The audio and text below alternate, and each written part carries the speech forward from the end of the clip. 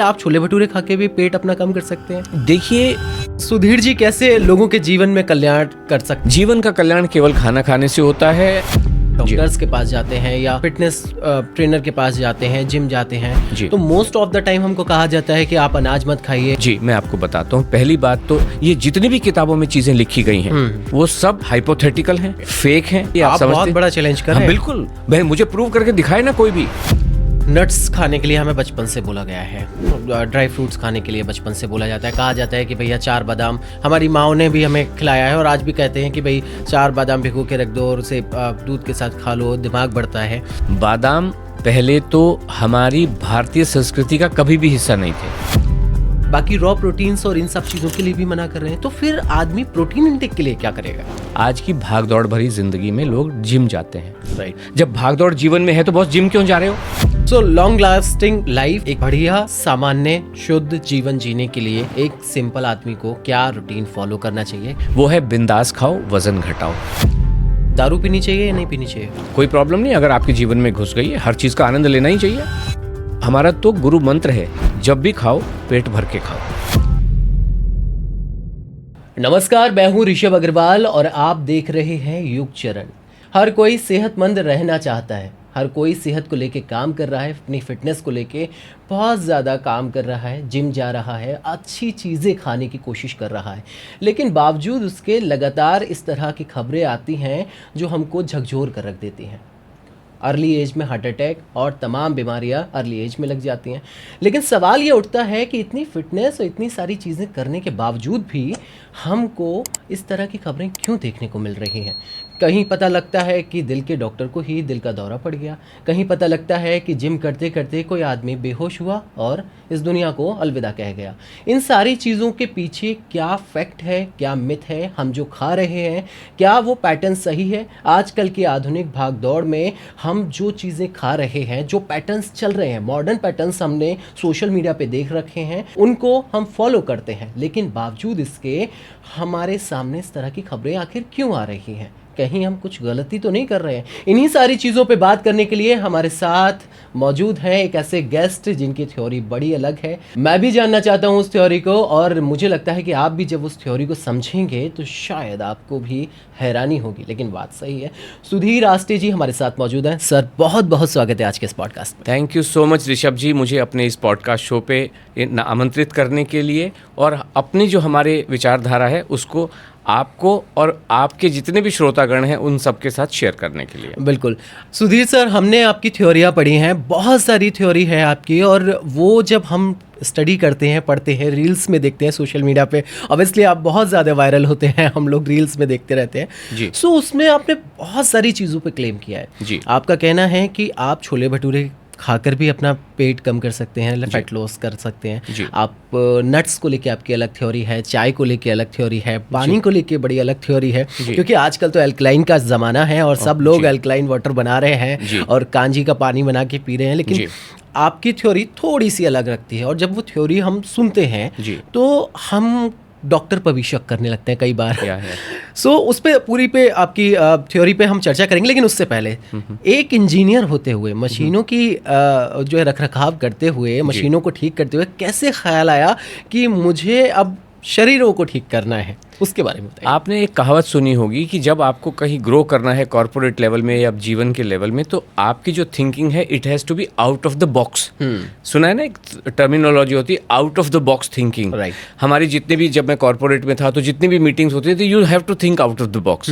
अब हमारा ये कहना है, तो ये तो कॉर्पोरेट की लाइफ हो गई, इंजीनियर की लाइफ होगी, thinking out of the box. अब हेल्थ के केस में हम ये कह रहे हैं thinking out of the books. तो जो किताबों में जो लिखा हुआ है उससे थोड़ी सी जुदा बातें हम कह रहे हैं। और आपने कहा कि ये बाकी लोग, और आपने एक और अपना शब्द का इस्तेमाल किया कि हमारी थ्योरी। मैं आपको बता दूं, ये थ्योरी नहीं है। थ्योरी वो होती है जो किताबों में लिखी हुई हो। हमारा तो ये प्रैक्टिकल एक्सपीरियंस है और लोगों के साथ ये घटित हो रहा है। जो लोग हमसे जुड़ रहे हैं, दो तरह के लोग, एक एक्टिवली जुड़ते हैं और एक पैसिवली जुड़ते हैं, चाहे वो सोशल मीडिया के माध्यम से हमको सुने और अप्रोच ना करें, और दूसरे ऐसे हैं कि जो इधर उधर से हमारी बातें, जैसे आपने कहीं से सुनी और सोशल मीडिया से बेसिकली वहीं से हमको। और एक्टिवली का मतलब ये है कि जो हमारे से फोन करके या हमारी जो ट्यूसडे ट्यूसडे की वीकली वेबिनार फ्री होती है, उसमें हमारे वक्तव्य को सुने, अपने सवाल जवाब करें। तो ये उन सब चीज़ों पे ये हमारा जो प्रोग्राम है या जो हमारी विचारधारा है, थ्योरी नहीं है, विचारधारा जो बन रही है, ये प्रैक्टिकली एक्सपीरियंस बेस्ड है। ये जो भी हम कहते हैं वो घटित हो रहा है, वो किताबों में लिखा हुआ ऐसा नहीं है। दूसरे आपने एक अपने ओपनिंग सब शब्दों में कहा कि हार्ट के जो एक्सपर्ट्स हैं उनको हार्ट अटैक आ रहे हैं, राइट। लेकिन मैं ये कहूँगा वो हार्ट अटैक नहीं आ रहे हैं, वो हार्ट कोलैप्स से मर रहे हैं। हार्ट अटैक आना तो मतलब ये है कि उसको रिवाइव भी किया जा सकता है। डॉक्टर नीतू मांडके जो दुनिया के सबसे बड़े हार्ट के सर्जन माने जाते थे, आज अंबानी हॉस्पिटल की नींव उन्होंने रखी थी। 55 साल की उम्र में कार्डियक अरेस्ट से तुरंत डेथ हो जाती है। और अभी 3-4 दिन पहले 29 अगस्त 2025 को डॉक्टर राव चेन्नई में जो मरे, राउंड ले रहे थे, cardiac surgeon, only 39 years of age. उन्होंने जितने लोगों के ऑपरेशन किए थे वार्ड का राउंड ले रहे थे, सब ठीक हैं, सुधीर जी कैसे हैं, फलाने जी सब ठीक ठाक, टप करके गिर गए वहीं पे, राइट। हार्ट कोलैप्स हो गया। और आप जब समझ सकते हैं, जब कोई डॉक्टर राउंड पे जाएगा तो उसके पूरा एक कारवां चलता है, उसमें सब एक्सपर्ट्स भी होते हैं, ये भी होता है, नर्सें भी होती हैं, ये सब, उनको रिवाइव किया ही नहीं जा सका। और तो ये उसके बाद डॉक्टर गौरव गांधी, हार्ट के एक्सपर्ट जामनगर वाले, सारे के सारे पैरामीटर्स ठीक, ईसीजी भी ठीक, बायोमार्कर्स भी ठीक, कार्डियक एंजाइम्स भी ठीक, लेकिन अल्टीमेटली हॉस्पिटल के अंदर देहांत हो गया। तो ये मर रहे हैं। और आपने बिल्कुल ठीक कहा, क्योंकि गलत रास्ता, ये जितनी भी किताबों में चीज़ें लिखी गई हैं वो सब हाइपोथेटिकल हैं, फेक हैं। किताबों में जो चीज़ लिखी जाती है, आप समझते हैं, बहुत बड़ा चैलेंज कर रहे हैं। बिल्कुल, भाई मुझे प्रूव करके दिखाए ना कोई भी। आप बता दो कि कैलोरी कंसेप्ट एक करेक्ट, अल्टीमेटली सबका जो पिताजी है, जो फलक्रम है, जो धुरी है जहाँ पे ये चीज़ें घूम रही हैं, वो उसका नाम है कैलोरी कंसेप्ट, राइट। कि कैलोरी डेफिसिट, इतना खाओ, इतना, मैं कहता हूँ कैलोरी एग्जिस्ट ही नहीं करती, ये फेक कंसेप्ट है। और उस पे आधारित जितनी भी चीज़ें बनी हुई हैं वो ऑटोमेटिकली फेक हो जाती हैं। हम तो इस चीज़ को प्रूव कर सकते हैं कि कैलोरी फेक है। मेरे पास 100 लोग लेके आओ, आप अपने माध्यम से लेके आओ, और जिसको लगता है कि मैं इसको कैलोरी कंसेप्ट को टेस्ट करूंगा, हमें तो पता है, हमें पक्का पता है कि फेक कंसेप्ट है। आप ये चाहेंगे कि मेरे सामने प्रस्तुत करके दिखाओ, बस तुम पीछे बैठ के क्या कर रहे हो, हमें लेना देना। तो आप 100 लोगों को इकट्ठा करो, हम आते हैं बम्बई से, आप जहाँ कहोगे, आशा जी और मैं बॉम्बे से हम ट्रैवल करेंगे, और ज़्यादा से ज़्यादा 1.5 घंटे में कैलोरी कंसेप्ट की धज्जियां उड़ जाएंगी। लेकिन किसी में हिम्मत नहीं है। ये चैलेंज मैं हमेशा से दे रहा हूँ। आप कोई व्यक्ति अगर जिसको चाहता है तो इंतजाम उसको करना पड़ेगा ना, राइट। आप कीजिए, मैं सब जो भी खर्चा मैं देने के लिए तैयार हूँ, लेकिन कोई कर सकता नहीं है। ऋषभ जी, किसी में हिम्मत नहीं है कि हमारे इस चैलेंज को एक्सेप्ट करे। और मैं आपके माध्यम से भी कहता हूं कि जिसको भी करना है प्लीज़ गिव अ कॉल, क्योंकि आपकी इस वीडियो में ज़रूर हमारे कहीं ना कहीं नंबर डिस्क्रिप्शन पड़ा होगा। और वैसे भी आप आशा आष्टा गूगल पे लिखेंगे, सुधीर आष्टा लिखेंगे, तो हमारे नंबर फ्रीली अवेलेबल हैं। राइट। मैं दर्शकों को बताना चाहूँगा, आशा जी सुधीर सर की अर्धांगिनी हैं, जिनके साथ मिलकर वो काम कर रहे हैं। तो ये वाइफ का प्रेशर था या घर से छुटकारा पाना था, जो मशीनों की जगह शरीर पे काम करना आपने शुरू किया? उस जर्नी के बारे में बताइए। नहीं, मशीन से छुटकारा नहीं मैंने पाया। ओके। मैं जिस कंपनी में था वहाँ पे, देखिए, जब भी आप नौकरी करते हैं तो एक पॉइंट पे आके आप रिटायर हो जाते हैं, राइट। सुपर एन्युएशन, जिसको सरल, उसके पहले रिटायरमेंट बड़ा अजीब सा शब्द, तो इन्होंने एक नया शब्द गढ़ दिया, सुपर एन्युएट। तो मैं सुपर एन्युएट हुआ, अपनी इंजीनियरिंग का जो भी योगदान मुझे देना था वो मैंने पूरा किया। और उसके बाद में बाई चांस ऐसा हुआ कि जब ये लॉकडाउन हो रहा था, आशा जी का प्रोग्राम इंडिपेंडेंटली वो करती रहती थी, वेट लॉस वाला। लेकिन जब लॉकडाउन हुआ तो एक प्रोग्राम उनका रास्ते में था, पूरा नहीं हो पाया था। तो उस समय ये लगा कि शायद लॉकडाउन जल्दी ही खत्म हो जाएगा, तो हम इस प्रोग्राम को, जो बचा हुआ इसका सेगमेंट है, हमारा 90 डेज का एक प्रोग्राम होता है, तो वो थोड़े से उसके दिन बचे थे, शायद 15 दिन या 20 दिन बचे थे, लेकिन वो पूरा नहीं हो पाया। हमें लगा लॉकडाउन खुल जाएगा, लेकिन लॉकडाउन तो ऐसी चीज़ हो। तो थोड़े दिन के बाद, आई थिंक 1 या 1.5 महीने वेट करने के बाद में, जब ऐसा लगने लगा कि इस लॉकडाउन का कोई अंत नजर नहीं आ रहा है, तो हमने, आशीष जी ने कहा कुछ करो, अगर हम इनको ऑनलाइन ले सकते हैं तो वो जूम लिया, ये किया, वो किया। तो फिर हमने वो पूरा सिस्टम डेवलप किया। उस समय मैं नौकरी में था, लेकिन लॉकडाउन में थे, जितना काम होता था ऑनलाइन कर लेते थे, वर्क फ्रॉम होम कर लेते थे। तो फिर, लेकिन इसमें भी मैंने समय दिया। तो इस तरीके से इस प्रोग्राम की ऑनलाइन संरचना हुई, और मैं इसमें एक्टिवली मतलब ऑन अ बैक स्टेज मेरा इन्वॉल्वमेंट हुआ। और जब ये प्रोग्राम ऑनलाइन गया तो सामने बैठे हुए ऋषभ जी जैसे क्या, और अमेरिका में बैठा हुआ व्यक्ति क्या, सब लोग मोबाइल पे आ गए, सामने सामने आ गए, और ये प्रोग्राम हमारा 85 नेशंस में पहुंच चुका है। सो आपका जो कॉन्सेप्ट है, उसके आधार पे आप किस तरह से चीज़ों को देखते हैं और प्रोवाइड करवाते हैं लोगों को, उसके बारे में बताइए। देखिए, हम ये बेसिकली कॉमन सेंस से चलता है कि आपको किसी भी चीज़ को चलने के लिए एनर्जी चाहिए। जैसे कार को पेट्रोल चाहिए, हमारे शरीर को भी चलने के लिए एनर्जी चाहिए। और एनर्जी भूखे रह के, मेडिटेशन करके, फास्टिंग करके, खाना ना खा के, खाने से नफरत करके नहीं आ सकती है। एनर्जी खाना खाने से ही आ सकती है। अब सवाल ये उठता है कि कौन सा खाना, मिलेट्स खाऊं कि गेहूं खाऊं? तो मिलेट्स से एनर्जी आती नहीं है। ये आपकी एनर्जी को और ज़्यादा खराब करता है। गेहूं और चावल से, अनाज से, दाल चावल रोटी सब्जी से ही वो एनर्जी आती है। उसी के ऊपर आशा जी ने काम किया, किताबें पढ़ी बहुत सारी। अगर वो ट्रेडिशनल सिलेबस वाली किताबें पढ़ती तो वो भी कैलोरी कार्बोहाइड्रेट प्रोटीन ये सब बक 5 ही शब्द होते हैं इनके पास, ये करते। हमने कहा जीवन में ये एग्जिस्ट करता नहीं है, ये सब थ्योरेटिकल बातें हैं। इसलिए धरातल पे क्या बातें होती हैं। तो अगर ये वाली किताबें ना पढ़ के प्रैक्टिकल लोगों की किताबें पढ़ी, जिन्होंने जीवन में कुछ हासिल किया है, या अलग से किताबें पढ़ी, तो वो पढ़ी तो फिर लगा कि इन सब का निष्कर्ष ऐसा हो कि जीवन आपका अगर ऐसा हो तो शायद बहुत खूबसूरत हो जाएगा, क्योंकि ये खाने पे आधारित है। तो इस तरीके से एक कंसेप्ट बनाया और फिर उस कंसेप्ट को टेस्ट किया। फिर वो जो सक्सेसफुल हुआ तो उसको 1 व्यक्ति से 4 व्यक्ति, 4 व्यक्ति से 100 व्यक्ति, 100 व्यक्ति से आज हजारों लाखों में ये जीवन में कल्याण कर रहा है। जैसे आपने बताया कि एनर्जी गेहूं और उससे आती है, लेकिन जब भी हम जाते हैं डॉक्टर्स के पास जाते हैं या फिटनेस ट्रेनर के पास जाते हैं, जिम जाते हैं, तो मोस्ट ऑफ द टाइम हमको कहा जाता है कि आप अनाज मत खाइए, गेहूं से डायबिटीज़ आपको अगर डायबिटीज़ है तो गेहूं छोड़ दीजिए। आप कहते हैं कि गेहूं से ही एनर्जी आती है, तो उसमें आप फिर क्या खिलाना चाहेंगे? क्योंकि मिलेट्स में आप मना कर रहे हैं वहाँ से एनर्जी नहीं आती, तो ऐसे टाइम पे आदमी क्या खाएगा? जी, मैं आपको बताता हूँ। पहली बात तो ऐसे लोग, अगर मान लीजिए मैं इंजीनियर हूँ और मैं दवाइयों की बात करने लगूँ तो आपको भी लगेगा ना कि आपने पहले ही कहा तुम तो इंजीनियर हो, हेल्थ की बात कैसे कर रहे हो? राइट, पॉइंट है। और सभी के मन में ये आएगा। लोग सवाल भी लिख रहे हैं मेरे कुछ पॉडकास्ट के नीचे, पागल इंजीनियर है और समथिंग लाइक दिस, है ना? अभी आपने कहा कि डॉक्टर साहब और जिम के ट्रेनर आपको खाना खाने से, गेहूं खाने से मना कर देते हैं। डॉक्टर जनरली अगर मोटे तौर पे देखें 3 ही तरह के लोग होते हैं, या तो होम्योपैथी, आयुर्वेदी या एलोपैथी। एलोपैथी वाले का जो डिग्री है, किसी का भी जो डिग्री एलोपैथी वाले की मान लीजिए बात करें, क्योंकि वो मॉडर्न मेडिसिन की बात करते हैं, उनका डेजिग्नेशन क्वालिफिकेशन होता है, minimum qualification MBBS, bachelor of medicine, bachelor of surgery. इस व्यक्ति को, इस क्वालिफिकेशन वाले व्यक्ति को गेहूं के बारे में बोलने का अधिकार किसने दिया? ये मेडिसिन की बात कर सकते हैं, ये सर्जरी की बात कर सकते हैं, गेहूं के बारे में बोलने का इसका क्या अधिकार है? होम्योपैथी वाला जो पढ़ता है वो एक अलग सिस्टम है कि भाई लोहा लोहे को काटता है, जहर जहर को काटता है। होम्योपैथी यही होती है, राइट। इसमें गेहूं कहाँ से बीच में आया? आयुर्वेद वाले कुछ बात कर सकते हैं, वात पित्त कफ की बात कर सकते हैं, उसमें गेहूं कहाँ से आया? इनका पर्पस ये होता है, अगर कोई भी पैथी आप देखें, इसका पर्पस है कि आप बीमार हो गए हैं तो आपको कैसे स्वस्थ करें दवाइयों के माध्यम से, जो भी उनके सिस्टम है।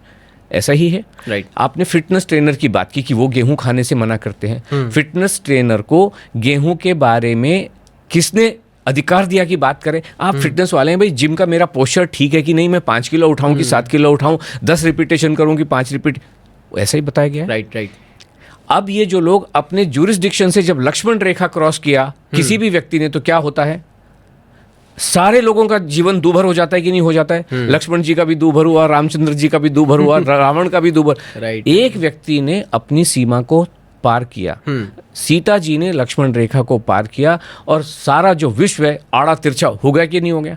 क्यों लक्ष्मण रेखा पार करनी? हम दवाई के बारे में कुछ नहीं बोलते, क्योंकि हमारा एक्सपीरियंस बेस्ड प्रोग्राम है, ऋषभ जी। तो हम खाने के बारे में कहते हैं और हम कहते हैं हम और कुछ नहीं बात कर रहे, ठीक है ना? So this is how it is. क्यों? ये हमारा एक्सपीरियंस बेस्ड प्रोग्राम है। और जहां रहा सवाल क्वालिफिकेशन का, क्वालिफिकेशन वाले जो मैं आपको बताऊं कि बड़े से बड़े जो ज्ञानी हैं, न्यूट्रिशन पढ़ाने वाले, वो ज्ञानी स्टूडेंट के मुकाबले जो पढ़ाता है वो ज़्यादा ज्ञानी है ना?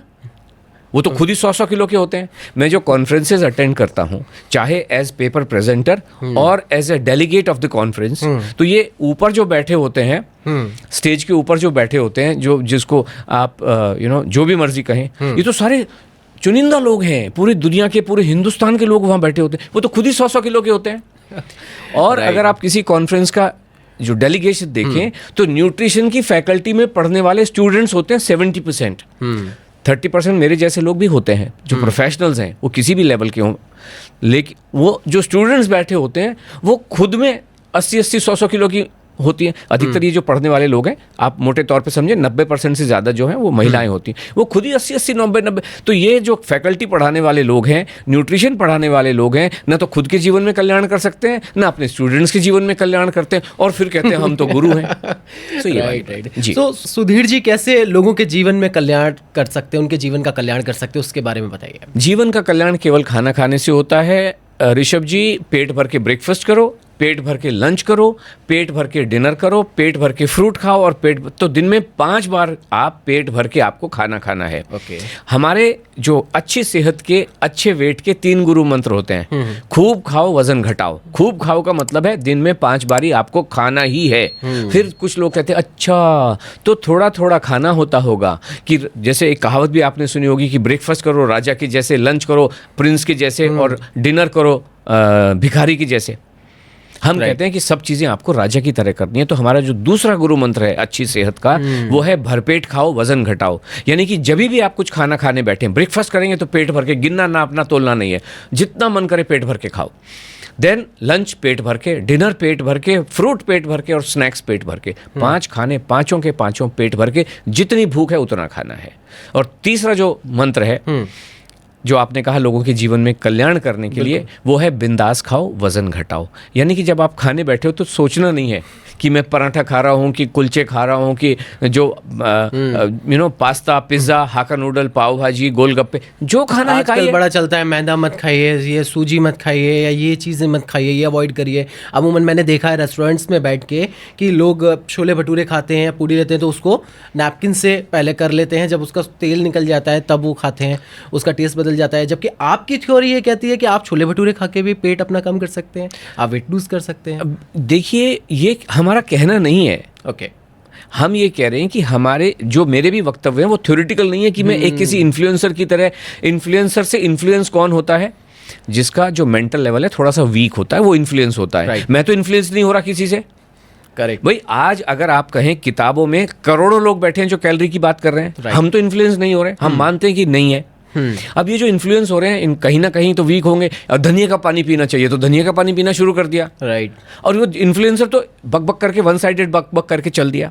हम तो ये कह रहे हैं, हम बैठे हुए हैं, हर मंगलवार को हम आपसे रूबरू मुलाकात करते हैं, लाइव मुलाकात करते हैं, और हम ये कह रहे हैं कि जो भी मैंने आपको वक्तव्य दिए, जो रूटीन मैंने आपको बताया, वो रूटीन आप 7 दिन जीवन में फॉलो करके देख लो, रिजल्ट आएगा। और आप आपके वीडियो में कमेंट के नीचे लिख दें कि भाई मुझे फायदा हुआ कि नहीं हुआ। सिंपल है ना?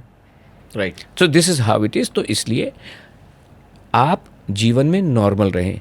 अगर आपने भटूरा खाने का निर्णय किया है तो उसको मजे से खा लो ना। आपने कहा कि उसका टेस्ट ही चेंज हो जाता है, क्यों टेस्ट चेंज करना, क्यों चेंज करना? क्योंकि ये दुनिया वाले जो सो कॉल्ड इन्फ्लुएंसर बैठे हुए हैं, और ऐसे लोग जिनका ज्यूरिसडिक्शन नहीं है बात करने के लिए, उन्होंने आपको भटूरा खाने से कहीं ना कहीं डरा दिया।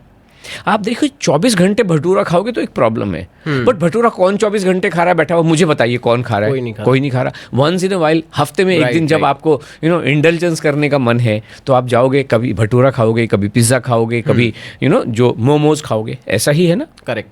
तो खा लो। कौन 24 घंटे? देखो 24 घंटे तो आप अमृत भी पियोगे तो पॉइजन का काम कर सकता है। 24 घंटे आप एप्पल खाओगे, और जो कहावत भी है वो क्या है? एन एप्पल अ डे, एक ही खाना है। राइट। उसने ये नहीं कहा कि 50 एप्पल अ डे, है ना? करेक्ट। एक सज्जन मैंने देखे 2 एप्पल खा सकते हो। अरे 2 एप्पल मतलब एप्पल भी तो बहुत साइज के होते हैं ना, इतने इतने से भी एप्पल आते हैं। आते हैं कि नहीं आते? बिल्कुल राइट। सारे के होते हैं। लेकिन एक नॉर्मल एप्पल, कहावत हमेशा से ये बनी हुई है, एन एप्पल अ डे। उनका भी पर्पज ये है कि आपको एप्पल एक ही खाना है, मतलब एक ही फ्रूट खाना है आपको। This is how. Okay. Doesn't matter कि वो एप्पल है या कुछ और है, वो कुछ और है। मेरा कहने का तात्पर्य ये था कि हर समय अगर आप कोई हर समय एप्पल ही खाते रहोगे तो भी परेशान है, हर समय भटूरे खाते रहोगे तो परेशानी है। लेकिन इंडल्जेंस के लिए, मजे के लिए, एक डिसिप्लिन्ड वे में जब आप खाना खाते हो, और हम कर क्या रहे हैं, हमारे पार्टिसिपेंट ही हमको, बहुत सारे स्लोगन शायद हमारे इस पॉडकास्ट में आने वाले हैं जो हमारे प्रोग्राम में हमारे पार्टिसिपेंट हमको देते हैं।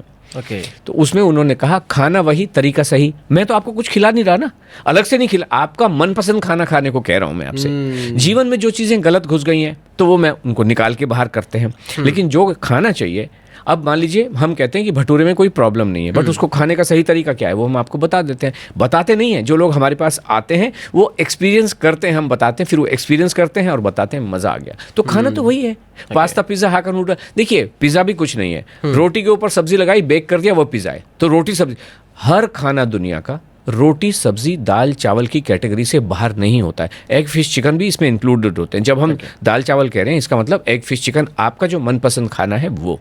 लेकिन आपके मनपसंद खाने में अगर काजू बादाम आ गए तो बाहर, अगर आपके मनपसंद खाने में बाजरा जवारी आ गए तो बाहर, आपके खाने के मनपसंद खाने में लौकी का जूस ऐशगार्ड का जूस आ गया तो बाहर, आपके मनपसंद खाने में एल्कली वाटर और ये जो दूसरे तरीके के अलग अलग कोई इन्फ्यूज्ड वाटर, कोई माइक्रो ग्रीन्स के जूस, कोई स्मूदीज, ये आ गए तो बाहर। ये स्वास्थ्य के लिए अच्छे नहीं है, खिलवाड़ करते हैं। हम कहते हैं कि नॉर्मल खाना खा लो, पहले खाने को तो एक्सपीरियंस करके देख लो ना। हम ये नहीं कह रहे कि इनको नहीं खाना है, but what I am saying is कि पहले अपने जीवन में एक्सपीरियंस कर लो, पहले कार चलाना सीख लो, फिर अपन 280 की स्पीड में भी चलाएंगे, बॉस कहाँ प्रॉब्लम है। लेकिन अभी तो आपको रोटी सब्जी खाने का सलीका पता नहीं है, तरीका पता नहीं है। This is what is. और डरे जा रहे हो क्यों? ये जो लोग हैं जिनके पास में कोई एक्सपीरियंस नहीं, आप मुझे बताइए, आपको कभी किसी डॉक्टर के पास जाने का वो हुआ है कि किसी आप सर दर्द के लिए चले गए, एसिडिटी के चले गए, कभी गए हैं आप? है ना, जाते हैं, वो डॉक्टर मुड़ के पूछता है फ़ोन करके भी, कल आप आए थे ऋषभ जी, कल आपको दवाई दी थी, गला कैसा है? कोई पूछता है? कोई फीडबैक का मैकेनिज्म होता है? कोई पता नहीं है। तो इसलिए उसने दे दी, आपने ले ली, जो हुआ सो हुआ, भूल गए बाकी। राइट। हमारे यहाँ पे जो हम एडवाइस करते हैं, अगले दिन मॉनिटर करते हैं कि आप पहुंचे, आपने पहली बात तो जो मैंने एडवाइस दी उसको फॉलो किया कि नहीं। डॉक्टर पूछता है कि तुमने वो गोली खाई कि नहीं खाई, मैंने तुमको क्रोसिन लिखी थी, तुमने डोलो खाई कि क्रोसिन खाई, कोई पूछता है? कोई नहीं पूछता। आप जाते हो, जो फार्मासिस्ट है वो कहता है कि भाई ये वाली तो नहीं है, पैरासीटामोल ले लो, फलाने ले लो, ढिकने ले लो, ये ले लो, वो आपको सब्स्टिट्यूट देता है। ये पूछते, हम तो देखते हैं।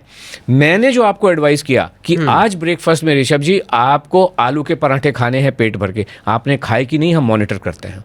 और अगर नहीं खाए तो कारण पूछते हैं, क्यों नहीं खाए? हमने आलू के पराठे खाने थे, क्या हुआ क्या?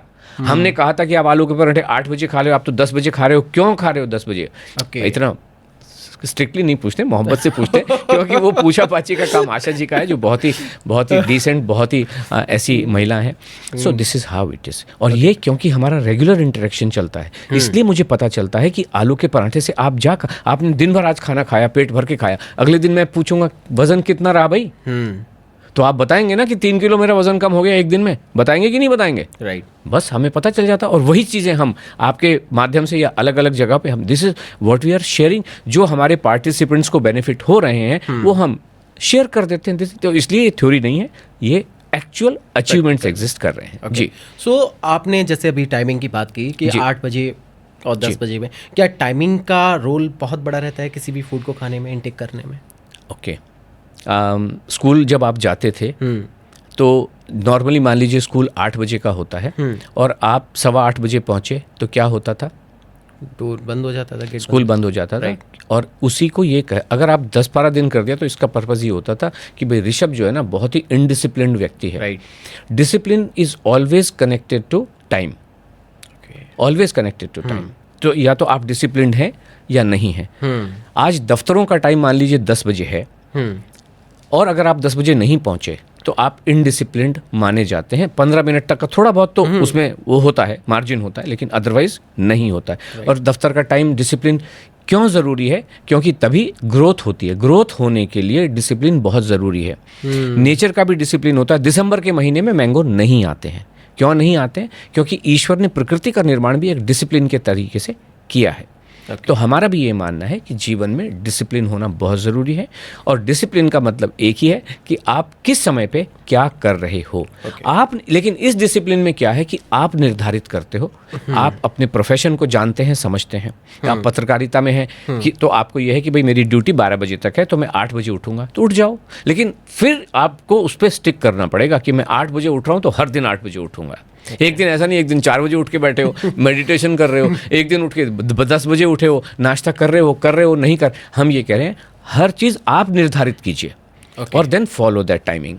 प्लस 15 मिनट इधर उधर इज ओके, है ना? So that is perfectly all right. वो तो सब जगह होता ही है।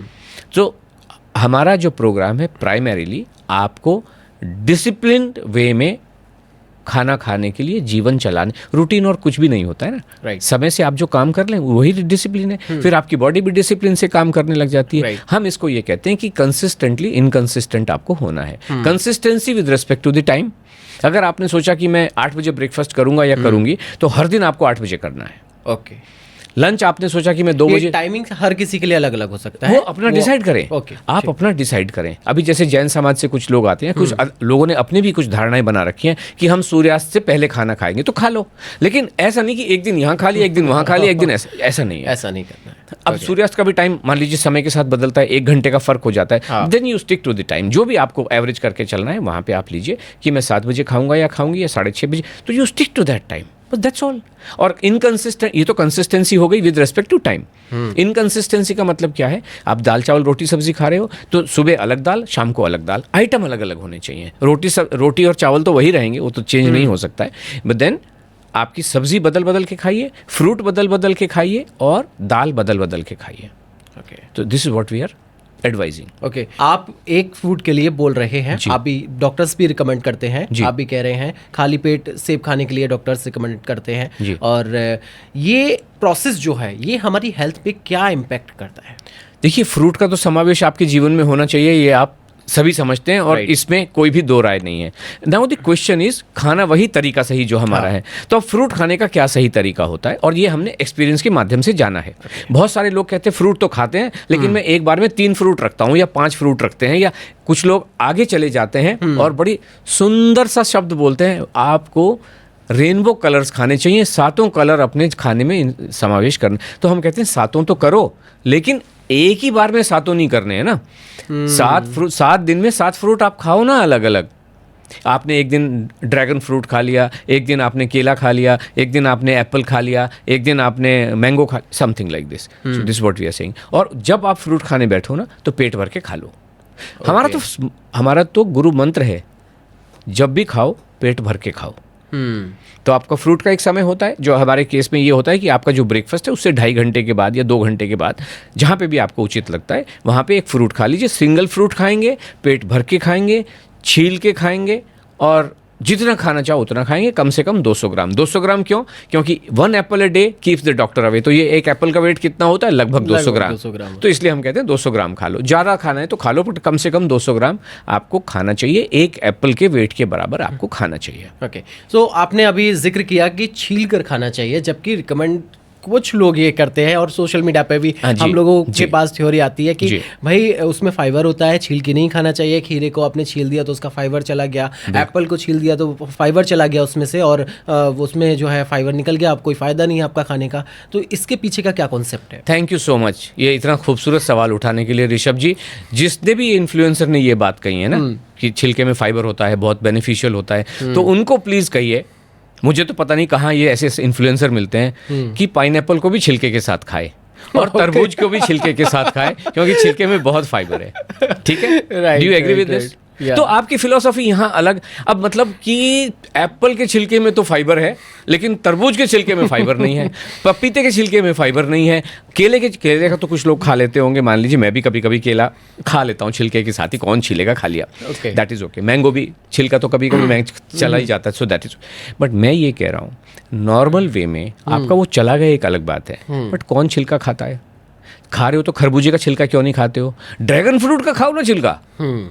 नहीं है ये अपनी। देखिए, साइंस वो होती है, जब हम अगर कहें साइंटिफिक एविडेंस क्या है, साइंस वो होती है जो बदले ना। न्यूटन का सिद्धांत धरती पे भी वही है, आपके लिए भी वही है, मेरे लिए भी वही है, चंद्रमा पे भी वो काम करता है। राइट, करता है कि नहीं करता है? साइंस वो होती है जो बदले ना। थ्योरी ऑफ रिलेटिविटी सिर्फ जर्मनी में काम करती है, ऑस्ट्रिया में काम करती है, ऐसा नहीं है ना। नहीं, पूरी मानव जाति पूरी दुनिया में काम करती है, पूरे ब्रह्मांड में काम करती है। बिल्कुल, इसी को साइंस कहते हैं, कि जो फंडे बिल्कुल ठीक होके चलें, उसी को साइंस कहते हैं। ये तो कोई भी कुछ भी बकबक करके चल दिया और कहता है साइंटिफिक एविडेंस है, ऐसा नहीं होता है। तो इसलिए ये सब बातें इन्फ्लुएंस सुनने तक ही ठीक है, उनको इम्प्लीमेंट ना करें जीवन में। छिलका ईश्वर ने किस लिए बनाया है, स्किन किस लिए बनाई है, आप मुझे बताइए, जो भी आपकी अंडरस्टैंडिंग है। चिकन को कोई स्किन के साथ खाता है?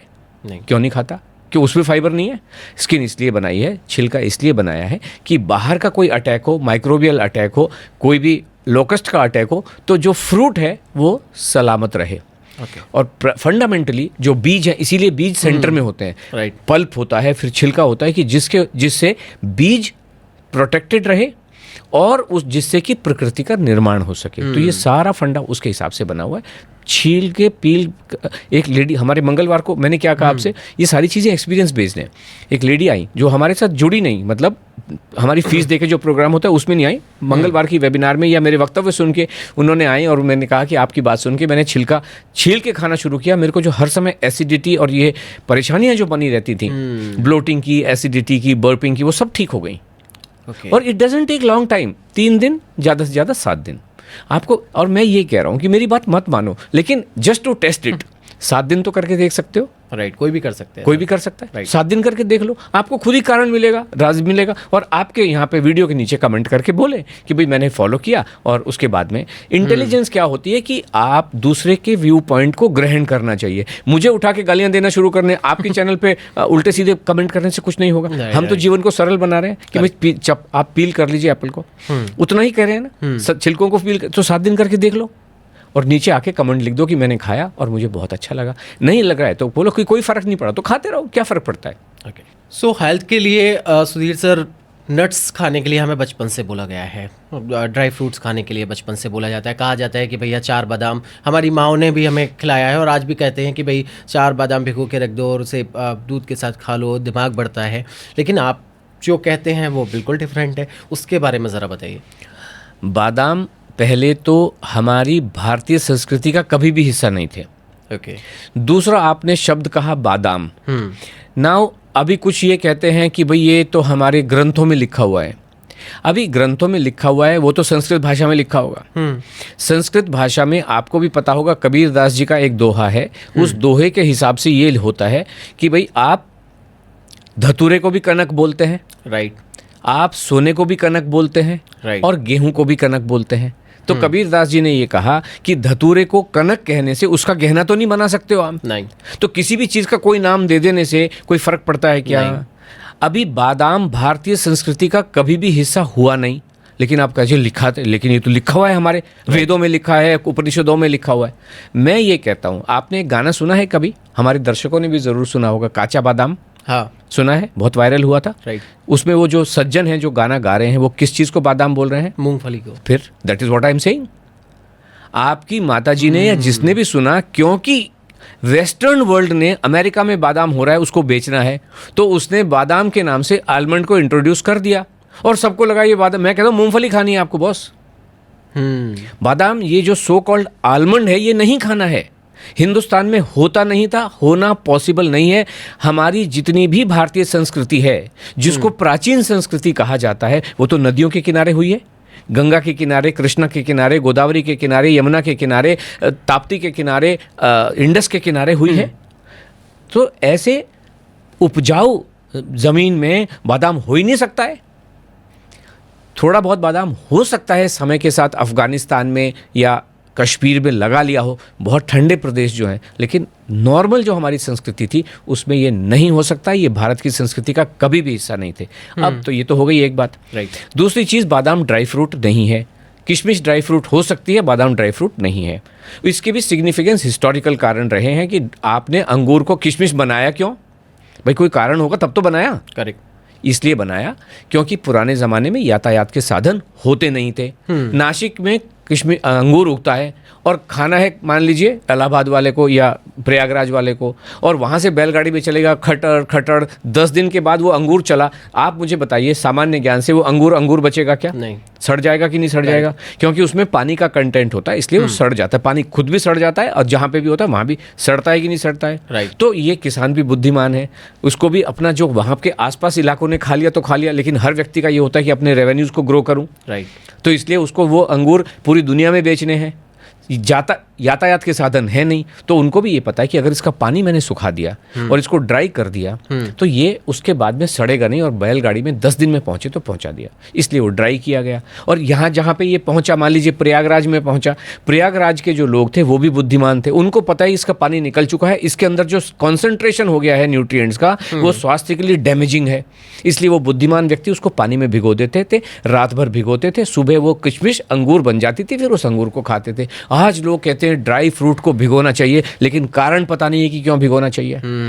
अब जब इन्होंने बादाम को, जो नट है, सीड है, उसको जब ड्राई फ्रूट कह के इन लोगों ने, जिनको जो आपके दिमाग को कुंद करना चाहते हैं, इन्होंने बादाम को ड्राई फ्रूट कहना शुरू किया। और क्योंकि आपने किशमिश को भिगोया तो इन्होंने बादाम को भी भिगो दिया। अरे बादाम को भिगोने से क्या होगा? कुछ होता है क्या? बादाम तो वो पत्थर का पत्थर ही रहेगा ना। राइट।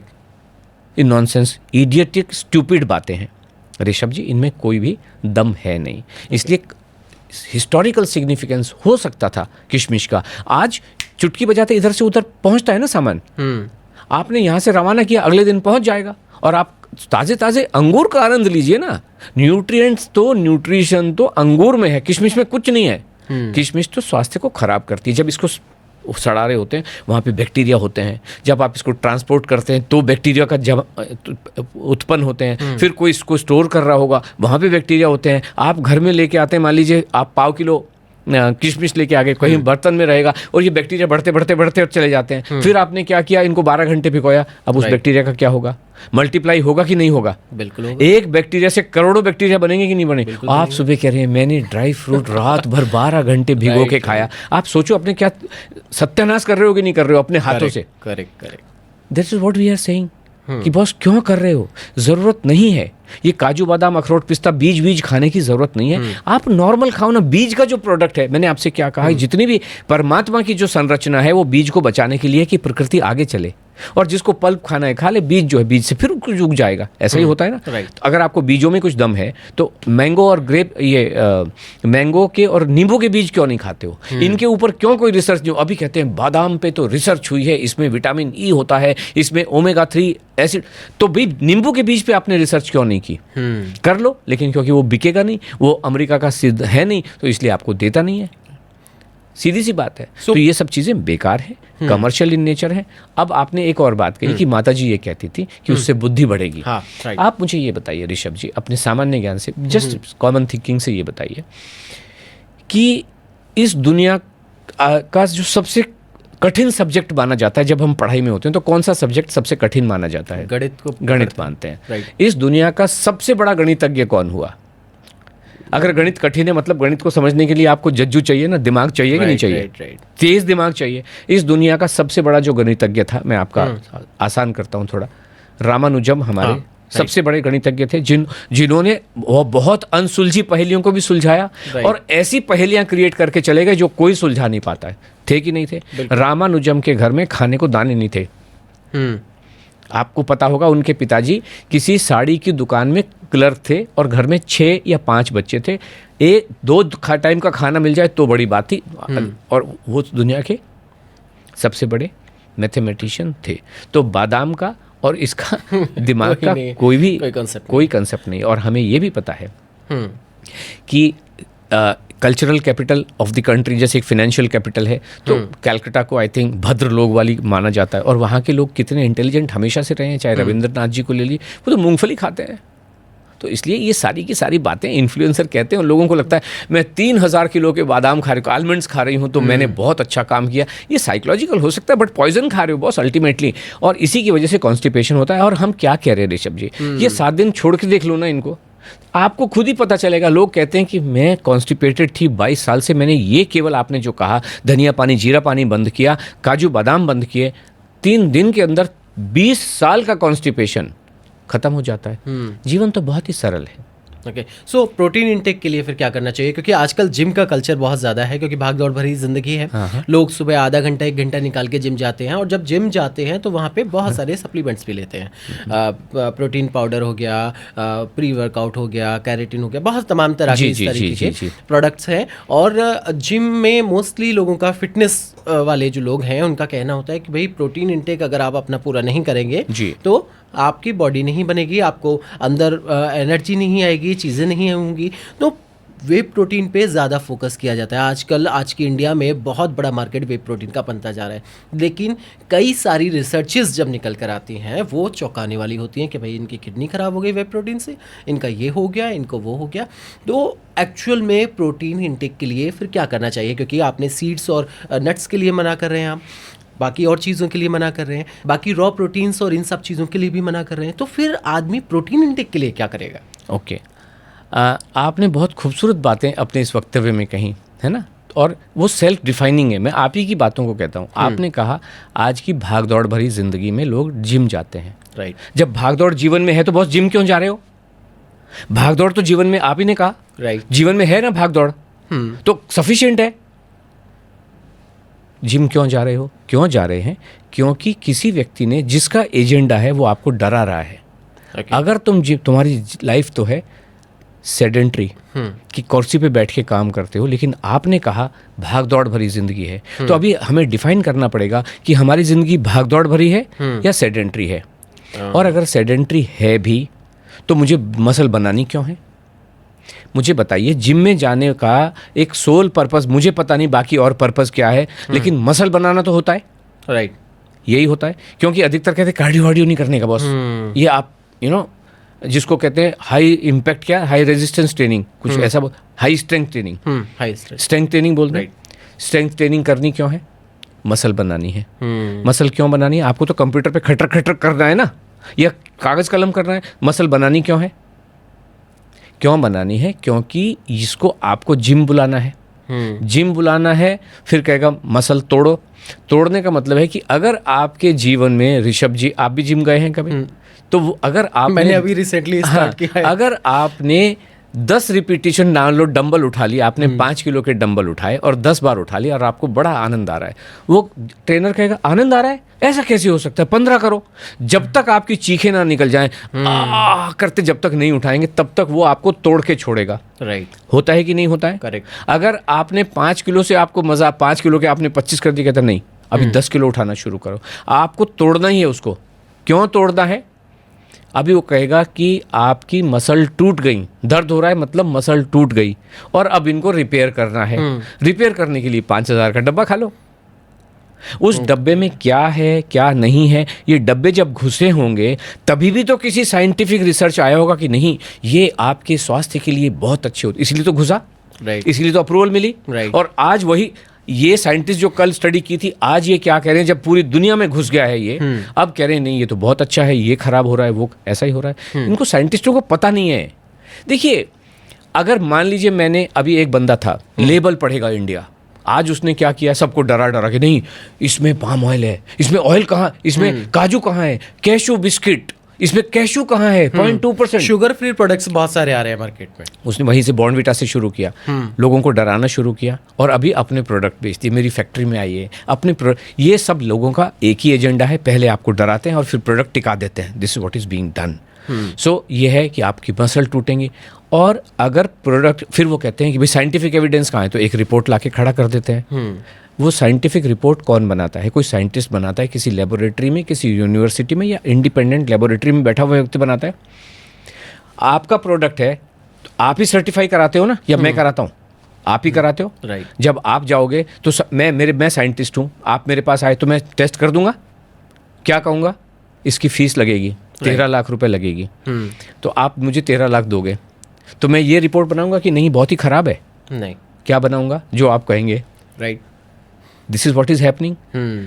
आपको ये भी पता होगा कि बहुत सारे हमारे जो देश के प्रोडक्ट हैं और जो स्वदेशी प्रोडक्ट हैं, कि भाई चाहे उसमें हनी हो गया, चाहे उसमें आटा हो गया, टूथपेस्ट हो गया, या दवाइयाँ हो गई, जब ये मैन्युफैक्चर जब इसको बनाता है तो बढ़िया है, एकदम हाईली टेस्टेड है, सर्टिफिकेट मिलता है, लाइसेंस मिलता है कि नहीं मिलता है। लेकिन कुछ लोग जाते हैं, उनको टेस्ट करवाते हैं लेबोरेटरी में, कहते हैं तो फेल हो गई, और वो रिपोर्टें आ भी रही हैं, न्यूज़ आती हैं कि नहीं आती? आप तो पत्रकार हैं, खोजी पत्रकार हैं, आ रही हैं, आती है। तो जो भी व्यक्ति, अगर मैंने कुछ बनाया तो मैं अप्रूव करा के, तो यही साइंटिफिक स्टडीज यही हैं, सब फेक हैं, झूठी हैं। और ये तो हमारे भारत की, आप रिपोर्टर हैं, आपको पता होगा, अभी कुछ दिनों पहले पता चला था, NIN ने एक रिपोर्ट की, 47 लाख रुपए उसकी फंडिंग हुई है, और वो कंप्लीटली झूठ पाई गई है। उनके ऊपर अभी कुछ मुकदमा या केस भी चल रहा है साइंटिस्ट के ऊपर। तो रिसर्च ऐसी ही होती है। मुझे करके दिखाए ना कोई। मैं कहता हूँ आपने क्या कहा, प्रोटीन नाम का एक शब्द होता है, मैं कहता हूँ प्रोटीन कुछ नहीं होता है। खाने को हम ये कहते हैं, दाल को दाल समझ के खा लो, चिकन को चिकन समझ के खा लो, पराठे को पराठा समझ के खा लो, क्यों उसकी चीर फाड़ में लगे हुए हो। और हम तो ये भी कहते हैं कि प्रोटीन की, अभी प्रोटीन का जो, अगर मसल की जो ज़रूरत है, प्रोटीन छोड़िए, मसल्स की जो आवश्यकता थी ना ऋषभ जी, वो जब तलवारों के युद्ध लड़े जाते थे, World War I तक ही था। वर्ल्ड वॉर 2 के बाद में तो सब चीज़ें तो आज तो ड्रोन से हो रही हैं, हवाई जहाज से वो जाता है। तो एक फिटनेस की आवश्यकता हो सकती है, बट मसल्स की ऐसा आवश्यकता नहीं है। महाराणा प्रताप को तलवार चलाने के लिए आवश्यकता हो सकती है ना। उनकी आर्मी जब अकबर के साथ लोहा ले रही थी उस समय हम सब जानते हैं, क्योंकि हिस्ट्री में लिखा हुआ है, महाराणा प्रताप जंगलों में रहते थे, खाने को नहीं था, घास की रोटियां बना के खाते थे। तो शरीर को जो चाहिए वो किसी भी चीज़ में से निकल सकता है। आप खाना खा लो, आपको नहीं पता शरीर को क्या चाहिए। मैं इसको ऐसे कहता हूं कि अगर आपके पास मारुति की कार है और आप टाटा की वर्कशॉप में चले गए कि बॉस खराब हो गई है, वो कहेगा ये कहाँ आ गए तुम मेरे पास, मैं नहीं समझता हूं इसको। टाटा की कार होती तो मैं ठीक कर देता, मारुति उसके पास ही लेके जाओ। और ये जो थोड़े बहुत लोग जो अपने आप को बड़ा बुद्धिमान और पढ़ा लिखा व्यक्ति कहते हैं, इस भगवान की बनाई हुई इस मशीन को कहते हैं हम समझते हैं इसको, तुमको प्रोटीन चाहिए, हम कहते हैं नहीं, तुम खाना खा लो, उसको जो चाहिएगा वो अपने आप निकाल लेगा। जो उसमें से न्यूट्रिएंट है जो किडनी को चाहिए किडनी को चला जाएगा, जो जहाँ जाना है वो वहाँ चला जाएगा, नॉर्मल खाने से जो चला जाए। और ये जितने भी लोग आज जो आप कह रहे हो फिटनेस एक्सपर्ट बैठे हुए हैं, फिटनेस एक्सपर्ट 2 तरह के होते हैं। एक तो पढ़े पढ़ाए होते हैं, जो आपने मुझे पढ़ाया और मैंने उसको जान लिया और मैं फिटनेस एक्सपर्ट बन गया, लेकिन आप तो गुरु हैं, राइट। आपको तो इन सब चीज़ों के बारे में हाईएस्ट लेवल का ज्ञान होना चाहिए। कायजाद कपाड़िया जी थे जो दुनिया को फिटनेस सिखाने की कोशिश करते थे। पहले तो फिटनेस इटसेल्फ बेवकूफ़ बनाने वाला शब्द है, फिटनेस कुछ नहीं होता है, आपको फ्रेश फील होना चाहिए। आप जिम जाते हो तो टूटे हुए आते हो, चलना भी बड़ा मुश्किल, रोबोट की तरह चलते हो, सब कुछ दुख रहा होता है। इसलिए दिस इज कॉल्ड फिटनेस, कि आप जिम गए और टूटे हुए आओ और चला भी ना जाए। इस कॉल्ड फ्रेशनेस होनी चाहिए, कि दिमाग में आनंद, शरीर में आनंद, बड़ा लाइट, तितली की तरह आप उड़े, वो होना चाहिए।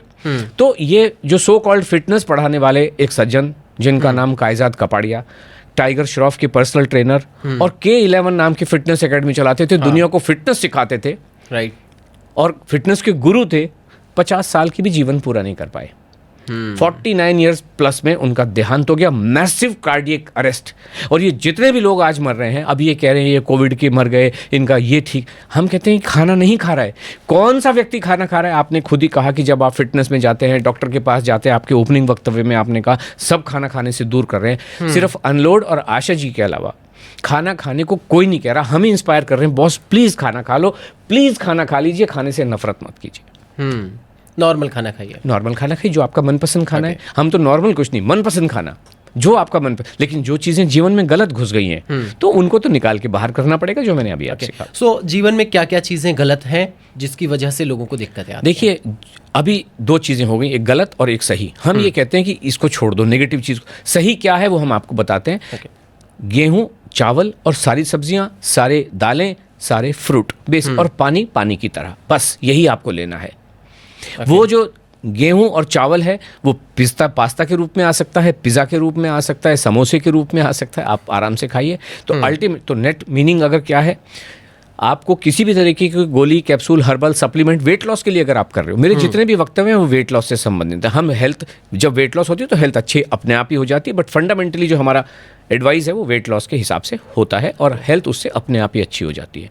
तो आपको, हम कोई भी गोली, capsule, herbal supplement, protein shake, कोई भी प्रोडक्ट, किसी भी, ना हमारा कोई प्रोडक्ट है ना हम एडवाइस करते हैं कि आप ये ले लो, कि किसी ने मुझे आके कहा ये प्रोडक्ट थोड़ा सा जरा रिकमेंड, हम कोई प्रोडक्ट नहीं होता है। देन कोई भी एक्सरसाइज करने की भी वेट लॉस के लिए आपको ज़रूरत नहीं है। आपने खुद ही कहा जीवन बहुत ही भागदौड़ भरा हो गया है। पुराने ज़माने में लोग न्यूक्लियर जॉइंट फैमिली में रहते थे, एक ने लिपापोती की, एक ने दूध निकाला, सब लोग। आज सारा काम खुद को ही करना पड़ रहा है, सबके जीवन में बहुत भागदौड़ है, कुछ ज़रूरत नहीं है एक्स्ट्रा एक्सरसाइज करने की। देन बाजरा, जवारी, राजरी, रागी, ब्राउन राइस, ब्लैक राइस, किनो, गेहूं और चावल के अलावा कोई अन्न नहीं खाना है। मल्टीग्रेन, फल्टीग्रेन ये बिल्कुल भी नहीं खाना है। कोई भी किसी भी तरीके का nuts, seeds and dry fruits आपको नहीं खानी है। चिया सीड, हालिम सीड, फ्लैक्स सीड, ये सीड, वो सीड, कुछ नहीं खाना है। देन आपको किसी भी तरीके का ब्राउन राइस वगैरह तो मैंने आपको बता दिया, किनोआ वगैरह नहीं खाना है। देन कोई भी जूस आपको लेना नहीं। लौकी जितनी मर्जी खाओ, करेला जितना मर्जी खाओ, ऐशगार्ड जितना मर्जी खाओ, लेकिन जूस किसी भी चीज़ का एक बूंद भी नहीं, मैंगो का भी नहीं। करेले वगैरह का तो लोग आजकल बड़ा जूस पीते हैं, तो मर भी रहे हैं ना। हम तो इसीलिए कह रहे हैं, आप गूगल करके देख लो ना, लौकी का जूस पी पी के कितने लोग मर रहे हैं। और क्यों पीना? ऐशगार्ड एक बाबा जी, मैं सुबह उठता हूँ, ब्रह्म मुहूर्त में उठता हूँ और उसके बाद में मेरा दिन की शुरुआत ऐशगार्ड के जूस से होती है। उनकी दिमाग की नस ऐसी फटी और दिन में एक ही खाना खाता हूँ, 10 महीने तक इस दुनिया से दूर रहे। और हम उनकी बड़ी खूब, अंग्रेजी बोलते हैं वो, खूबसूरत बातों से हम 10 महीने तक उससे वंचित रहे। मार्च से जनवरी तक वो गायब थे। So this is what it is. ये जो ज्ञान दे रहे हैं, पहली बात तो आप स्पिरिचुअल लीडर हो तो ये रोटी में कहाँ घुस गए? राइट। ठीक है ना। सो हम ये कह रहे हैं कि बॉस, अगर आप ज्ञान की बात करने वाले तो ज्ञान की बात करो। ये खाने के रूटीन में कहाँ घुस गए? और आपके पास, भाई हमारा ये कहना है कि मेरे पास एक्सपीरियंस है। भले साइंटिफिक एविडेंस हमारे पास इसलिए नहीं हो सकता है। साइंटिफिक एविडेंस और स्टडीज़ और क्लिनिकल ट्रायल जो होते हैं ना, वो एक ही प्रोडक्ट एक चीज़ के हो सकते हैं। कि ओनली आलू का पराठा खाना है तो वो भी एक स्पेसिफिक तरीके से बनेगा, एक ही व्यक्ति बनाएगा और उसको एक लिमिटेड क्वांटिटी में। अगर 100 ग्राम पराठा खाना है तो हर व्यक्ति 100 ग्राम खा रहा होता है। मान लीजिए 40 लोग क्लिनिक आपने रैंडम ट्रायल के लिए सेलेक्ट किए तो सबका रूटीन सेम होना पड़ेगा, तब जाके ट्रायल होती है। हम तो कह रहे हैं आप उन्मुक्त जीवन जियो ना। Right. आपको 10 पराठे, आप पहली बात तो अपने हिसाब से बनाओ, मैं अपने हिसाब से बनाऊंगा, तो ट्रायल फेल हो जाती है। वहीं हर व्यक्ति ये कहता है, मैं तो ओपनली बोलता हूं कि मेरा ट्रायल करो ना। दुनिया के जितने बड़े बड़े हॉस्पिटल हैं, मुझे मेरे साथ में, हम अपने लोगों को लेके आएंगे, आप उन पर ट्रायल करो ना। दिल्ली से कितने लोग हमारे साथ जुड़े हुए हैं, लेकिन आप मनुष्य जीवन का कल्याण करने का किसको पड़ी है? किसी को नहीं पड़ी। सबको अपने बैंक भरने की, आपकी पॉकेट से जो पैसा है वो इधर आ जाए, किसी भी रास्ते से आ जाए। और हम ये कह रहे हैं, ज्ञान देने का पैसा हम जरूर लेते हैं, जो ये मैं ज्ञान तो मुफ्त ही दे रहे हैं, लेकिन जिन लोगों को लगता है कि एकलव्य बन के काम नहीं चलता है, क्योंकि एकलव्य बन के उसका भी एक प्राइस होता है। Correct. तो हम कहते हैं वो प्राइस ना दे के अगर आप हमारे पास आते हो, एक 90 डेज का हम आपका जीवन सुधारते हैं, तो आने का मन है तो आप आइए। अदरवाइज आप, और हम अंदर आके भी खाना खाने का तरीका ही बता रहे हैं। जो लोग प्रोडक्ट बेच रहे हैं वो जीवन भर के लिए आपको प्रोडक्ट खाना पड़ेगा कि नहीं खाना पड़ेगा? आपको जिम जाने की, अगर अपने जीवन में कल्याण जिम जाके करना है तो जीवन भर जाना पड़ेगा कि नहीं जाना पड़ेगा? तो हम तो इस सब चीज़ों से आपको बांध नहीं रहे। हमारा जो प्रोग्राम है वो आपके जीवन को उन्मुक्त करके, जो आशा जी ये कहते हैं, कैटरपिलर से बटरफ्लाई बनाने का होता है कि आप इधर से उधर उड़ते फिरो, एकदम हल्के होके उड़ते। This is what we are trying to say. So आपने बोला कि प्रोटीन इंटेक के लिए बहुत ज़्यादा आपको भाग दौड़, प्रोटीन नाम की कोई चीज़ होती नहीं है, कोई चीज़ नहीं होती है, ठीक है। जिम जाने की आपको ज़रूरत नहीं है जी। मन भर के, मन से जो आपको खाना है वो जी। पेट भर के आप खाना खाइए जी। तो ये जो आजकल इंडिया में टमी निकल रहा है बहुत सारे लोगों का, ज़्यादातर लोगों को यही कम करना है सबसे पहले, तो ये सबसे ज़्यादा बढ़ता जा रहा है। इसको कैसे फिर कंट्रोल करेंगे? आप एक चीज़, मुझे आपके कॉमन ऑब्जर्वेशंस होंगे जब आप ट्रैवल करते हो, इधर से उधर, सबसे ज़्यादा जो बढ़ा हुआ पेट होता है वो किन लोगों का होता है जनरली, जो हम लोग ऑब्जर्व करते हैं? बैठे रहते हैं। ओके, और तो मेरा आपके ऑब्जर्वेशन जस्ट मुझे हाँ या ना बताइए। जब हम रोड पे ट्रैवल करते हैं तो हमें पुलिस वाले दिखाई देते हैं, राइट। उनके तोंद बढ़ी है कि नहीं बढ़ी है? सबके बड़े होते हैं, सबकी बड़े हुए हैं, सबकी बड़े, और ऐसी बढ़ी हुई होती है। अभी भी मैं जब ट्रैवल करके आ रहा था, इतने पुलिस वाले दिखते हैं, चाहे वो पुलिस वाले ट्रैफिक वाले हों और चाहे वो नॉर्मल पुलिस वाले हों, सबकी तोंदें बढ़ी हुई हैं कि नहीं बढ़ी हुई हैं? हाँ, पुलिस वाला कभी बैठ सकता है क्या? नहीं। कभी खड़े हुए होते हैं ना, ऑल द टाइम खड़े हुए हैं। क्यों बढ़ी हुई है? क्यों बढ़ी क्यों है? और वो तो भाग दौड़ भी करते हैं, उनको शायद एक्सरसाइज भी कराई जाती है थोड़ी बहुत, पुलिस वाले हैं तो कराई जाती होगी। क्यों बढ़े हुए हैं पेट? आप जब हम एयरपोर्ट पे जाते हैं तो सीआरपीएफ कौन होता है, सीआईएसएफ वाले बैठे हुए हैं, इनकी भी परेड वरेड होती है। इनके पेट बढ़े हुए हैं कि नहीं बढ़े हुए हैं? क्यों बढ़े हुए हैं? ये तो खड़े ही रहते हैं 24 घंटे, इनको बैठना परमिट भी नहीं होता, वो परमिटेड भी नहीं होगा। क्यों बढ़े हुए हैं? क्योंकि जीवन में डिसिप्लिन नहीं है, खाना खाते नहीं है, हम सब देखते हैं। और पुलिस वालों के तो हार्ट अटैक भी आते हैं। क्यों? ये सारा काम ऋषभ जी केवल डिसिप्लिन्ड वे में खाना खाने पे ही आधारित होता है। तो मेरी सबसे रिक्वेस्ट है कि अपने एम्प्लॉयज़ का ध्यान रखें ना, उनको खाना खाने का मौका दें। सिर्फ स्कूल के टीचर नहीं बेचारे खा पा रहे हैं। इस देश का निर्माण, इस पूरे विश्व का निर्माण कौन करता है? टीचर्स करते हैं। और टीचर्स के पास में खाना खाने का समय नहीं है। बहुत दुख होता है कि बच्चों का कैसे भविष्य निर्माण होगा। टीचर्स को मतलब खाना, हमें बहुत दुख होता है कभी कभी, क्योंकि टीचर्स हमारे पास बहुत आती हैं, तो हम उनको रास्ता बताते हैं कि अपने सुपरवाइजर से बोलो कि बॉस मुझे खाना खाने के लिए 5 मिनट 7 मिनट का समय दे दे, मिल जाता है उनको। But what I am saying is, अत्याचार है सब लोगों के ऊपर, उनके एम्प्लॉयर्स के द्वारा अत्याचार है। हम अपने दफ्तर में सब लोगों को फ्रूट खिलाते ही खिलाते हैं, और हम इंश्योर करते हैं कि कम से कम 200 ग्राम फ्रूट, अगर कोई जो हमारे एम्प्लॉयज़ हैं, कुछ लोगों को केले अच्छे, मान लीजिए किसी केले का दिन है, तो आई इंश्योर कि केले खाएं, वो लोग खाते ही हैं। So this is how it is. Okay. So long lasting life एक बढ़िया सामान्य शुद्ध जीवन जीने के लिए एक सिंपल आदमी को क्या रूटीन फॉलो करना चाहिए? क्या थैंक यू सो मच ये सवाल पूछने के लिए। मैं आपको पूरा बताता हूँ। हमारे पास बहुत डाटा है और इसलिए हम उनका एनालिसिस भी करते हैं, साइंटिफिक एनालिसिस करते हैं, जिसको स्टैटिस्टिकल एनालिसिस कहा जाता है। तो हमने ये पाया है कि अधिकतर लोग, एवरेज का मतलब ये है कि वो 6 बजे उठ जाते हैं। तो मैं उस 6 बजे के उठने के हिसाब से पूरा रूटीन आपके साथ में डिसाइड करता हूँ, क्योंकि तभी बाकी लोग जो 7 बजे उठ रहे हैं उस हिसाब से अपने आप को एडजस्ट कर लें, 5 बजे उठ रहे हैं उस हिसाब से एडजस्ट कर लें। तो 6 बजे आप उठेंगे और 1 ग्लास सादा पानी पिएंगे। पानी के साथ कोई खिलवाड़ नहीं, जैसा ईश्वर ने, तो ये ब्लैक पानी, काला पानी, देत पानी, दैट पानी वो नहीं लेना। सादा, साधारण, नॉर्मल, रेगुलर पानी जो आपके नलके से बाहर आ रहा है। नलके से या आरओ से? आरओ तो बिल्कुल भी नहीं। आरओ प्रोसेस्ड पानी होता है। क्योंकि रिवर्स ऑस्मोसिस में कुछ चीज़ें रह जाती हैं और बाकी सारी चीज़ें वो निकाल के बाहर करता है। तो बेसिकली ये पानी डिस्टिल्ड वाटर की तरह होता है, स्वास्थ्य के लिए बहुत ही खराब होता है। जो नॉर्मल पुराने ज़माने में जो फिल्टर मिलता था ना, जिसको हम एक्वागार्ड कहते हैं, कि एक आपका एक फिल्टर है, दूसरे बाद में एक क्यूनो फिल्टर होता है, एक कार्बन ब्लैक फिल्टर होता है और एक यूवी होता है जिसमें कुछ बैक्टीरिया वगैरह, तो वो पानी आपको ले लेना चाहिए। जो लोगों के घर में फिल्टर नहीं, वो उबाल के पानी ले रहे हैं, क्योंकि हालांकि म्यूनिसिपैलिटीज बेचारी ट्राई करती हैं, बट आपके जो सारे सिस्टम्स हैं, आपका टैंक कैसा है, वो सब चीज़ें, इसलिए जब पेट में जो जा रहा है वो थोड़ा सा you must make it sure कि वो ठीक ठाक जाना चाहिए। तो ये पानी आप पी लेंगे, जो न तांबे का होगा, न सिल्वर का होगा, न मैग्नेटिक होगा, न कॉपर का, ये सारी चीज़ें नहीं। ओके, तो सादा पानी आप पिएंगे, जो स्टील के ग्लास में आप रात में रखेंगे अपने बेड के साइड में, या कांच के ग्लास में रखेंगे।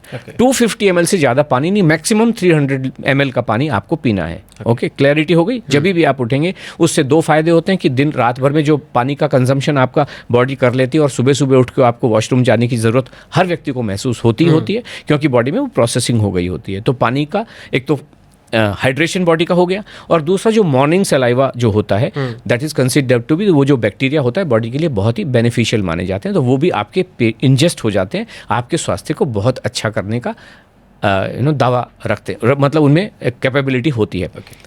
अब आगे चलते हैं, फिर आप फ्रेश होइए, ये कीजिए, वो कीजिए। With in 2 hours of getting up, यानी 8 बजे तक, अगर आप 6 बजे उठ रहे हैं तो 8 बजे तक आपको नाश्ता कर लेना चाहिए, पेट भर के करना चाहिए, अपने हिसाब से बनाना चाहिए। उसमें तरह तरह के पराठे हो सकते हैं, मतलब एक दिन मूली का, एक दिन सब चीज़ें खचड़ बचड़ करके नहीं खानी। रोटी सब्जी खा सकते हैं, इडली सांभर खा सकते हैं, पोहा खाइए, उपमा खाइए, पेट भर के खाइए, अपने हिसाब से बनाइए। नाश्ता हो गया पूरा, समय भी बता दिया, क्वांटिटी भी बता दी, बनाने का तरीका भी बता दिया। ठीक है, अब हर व्यक्ति को जो मैंने आपसे पहले कहा, अपने लंच का समय निर्धारित करना चाहिए, जो भी है। ऐसे मत रखो कभी तो मैं 11 बजे खाती हूँ, कभी 3 बजे खाती हूँ, कभी खाया नहीं खाया, ये नहीं चलेगा। इसी की वजह से जीवन में परेशानियां हैं। तो आप जो नॉर्मली मान लीजिए 2 बजे आप खाना खाते हो, 2 बजे आपका लंच, लेकिन निर्धारित कर लीजिए हर दिन, फिर आपको कंसिस्टेंटली इनकंसिस्टेंट होना है। तो यहाँ पे क्या खाएंगे? दाल, चावल, रोटी, सब्जी, चारों आइटम हर दिन होने ही चाहिए। रोटी केवल गेहूं की, चावल केवल वाइट वाले, दाल आपकी मर्जी की, पकाएंगे अपनी मर्जी से, सब्जी आपकी मर्जी की, पकाएंगे अपनी मर्जी से। लेकिन आलू की सब्जी नहीं होती है, गट्टे की सब्जी नहीं होती है, पनीर की सब्जी नहीं होती है, छोले की सब्जी नहीं होती है। सब्जी मतलब जो जनरली खेत में उगती है और जनरली हरे कलर की होती है। बैंगन और कद्दू भी आप डेफिनेटली खा सकते हो, जो हरे नहीं होते हैं बट सब्जी होती है। ठीक है, क्लैरिटी आ गई। अब आई सवाल, पकाएंगे कैसे? अपने टेस्ट के अनुसार। खाएंगे कितना? चारों आइटम लगभग बराबर मात्रा में होने चाहिए। अगर एग, इसके साथ में आप क्या लेते हो? कोई कहेगा मैं सलाद ले लूँ क्या, कोई कहेगा मैं एग ले लूँ क्या, ले लीजिए, कोई प्रॉब्लम नहीं है। ये 4 आइटम बराबर मात्रा में होने ही चाहिए। क्लैरिटी आ गई? कोई कंफ्यूजन नहीं। इसी तरीके से डिनर का भी समय आप अपना निर्धारित कीजिए। आप सूर्यास्त के पहले वाले हो तो सूर्यास्त के पहले, और अगर आप 8 बजे खाते हो कि भाई दफ्तर से मैं आ रहा हूँ 8 बज जाते हैं, आप निर्धारित कीजिए। अगर रास्ते में भी रुक के खाना पड़े तो खा लीजिए। हमारे पास लोग आते हैं कि जो ट्रैवल कर रहे होते हैं, लोकल ट्रेन में होते हैं, वो कहते हैं कि जब हमने निर्धारित कर लिया तो मतलब हम ट्रेन में डब्बा खोल के खा लेते हैं। आई मीन ये दिस में भी समटाइम्स इम्प्रैक्टिकल, बट आप डिसाइड कीजिए। डिनर में भी चारों आइटम होने चाहिए। रोटी केवल गेहूं की, चावल केवल वाइट वाले, सब्जी जो सुबह खाई थी बदल के खाएंगे तो बहुत अच्छा है, दाल जो सुबह खाई थी बदल के खाएंगे तो बहुत अच्छा है। नहीं खाते हैं कोई प्रॉब्लम नहीं, डबल बना लीजिए। लेकिन प्रोफेशनल कारणों की वजह से अगर ऐसा होता, आलस के मारे कि कौन बनाएगा 2 बार खाना, तो गलत बात है।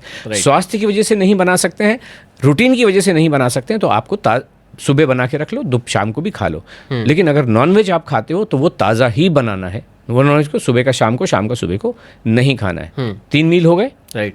पूरे कन्फ्यूजन कोई नहीं इसमें? नहीं। अब आप कहेंगे कि 8 बजे से 2 बजे के बीच में तो बड़ा गैप हो गया, यहाँ पे भूख, तो यहाँ पे अगर आपको खाना है तो 10:30 11:30 के बीच में आपको फ्रूट खाना है, वो के टाइम फ्रूट का है, उससे स्किन अच्छी होगी, सब कुछ अच्छा होगा और न्यूट्रिशन जो है भरपूर मिलेगा। तो हर दिन फ्रूट कितना खाना है, जो मैंने आपको कहा, कम से कम 1 एप्पल के बराबर यानी 200 ग्राम फ्रूट आपको खाना चाहिए। 2 केले खाइए, ये आपको खाना है, छिलके निकाल के खाना है, पेट भर के खा लेना है, मिनिमम इतना, मैक्सिमम जितना मर्जी खा लीजिए। अब आप कहेंगे मुझे तो इतना नाश्ता कर लिया, भूख लगती नहीं, कोई बात नहीं। शुरू में आपको जब प्रोग्राम शुरू करेंगे भूख नहीं लग सकती है, बट 2 बाइट से शुरू करो। केले के ना भी भूख लगी हो तो 2 बाइट तो खा सकते हो केले के। अगले दिन 4 बाइट खाइए, तीसरे चौथे दिन भूख आपकी खुल जाएगी और आप 2 क्या 4 केले खा जाओगे। ठीक है। फिर आता है कि भाई डिनर से 2 बजे से 8 बजे के बीच में फिर 6 घंटे का गैप हो गया, तो इस वहाँ पे आपको बीच में 4:30 5:30 बजे के आसपास वहाँ पे स्नैक्स खाने का टाइम है, जहाँ पे आप मूंगफली खा सकते हो, चने खा सकते हो, मखाने खा सकते हो, वो आप डिसाइड कीजिए। छोले की चाट खाइए, राजमा की चाट खाइए, इस तरीके से 5 मील आपको खाने ही चाहिए। ये रूटीन मैंने आपको पूरा बताया। दर्शक जितने भी लोग इसको देख रहे हैं, इसको फॉलो करें 7 दिन। अब फॉलो करेंगे मतलब पता कैसे चलेगा, इसलिए जब आप नाश्ता कर रहे होते हो तो आपका स्टमक खाली होता है, एम्प्टी स्टमक होते हो उस, तो नाश्ता करने से बैठने से पहले आपको 3 काम करने हैं। नंबर 1, आप अपना वजन लीजिए, रिकॉर्ड कीजिए। आप अपनी टमी ऑन द नाभि पे टमी को नापिए और नोट कीजिए। और जो शुगर वाले हैं जिनके पास ग्लूकोमीटर है, अपना शुगर लिखिए और नोट कीजिए।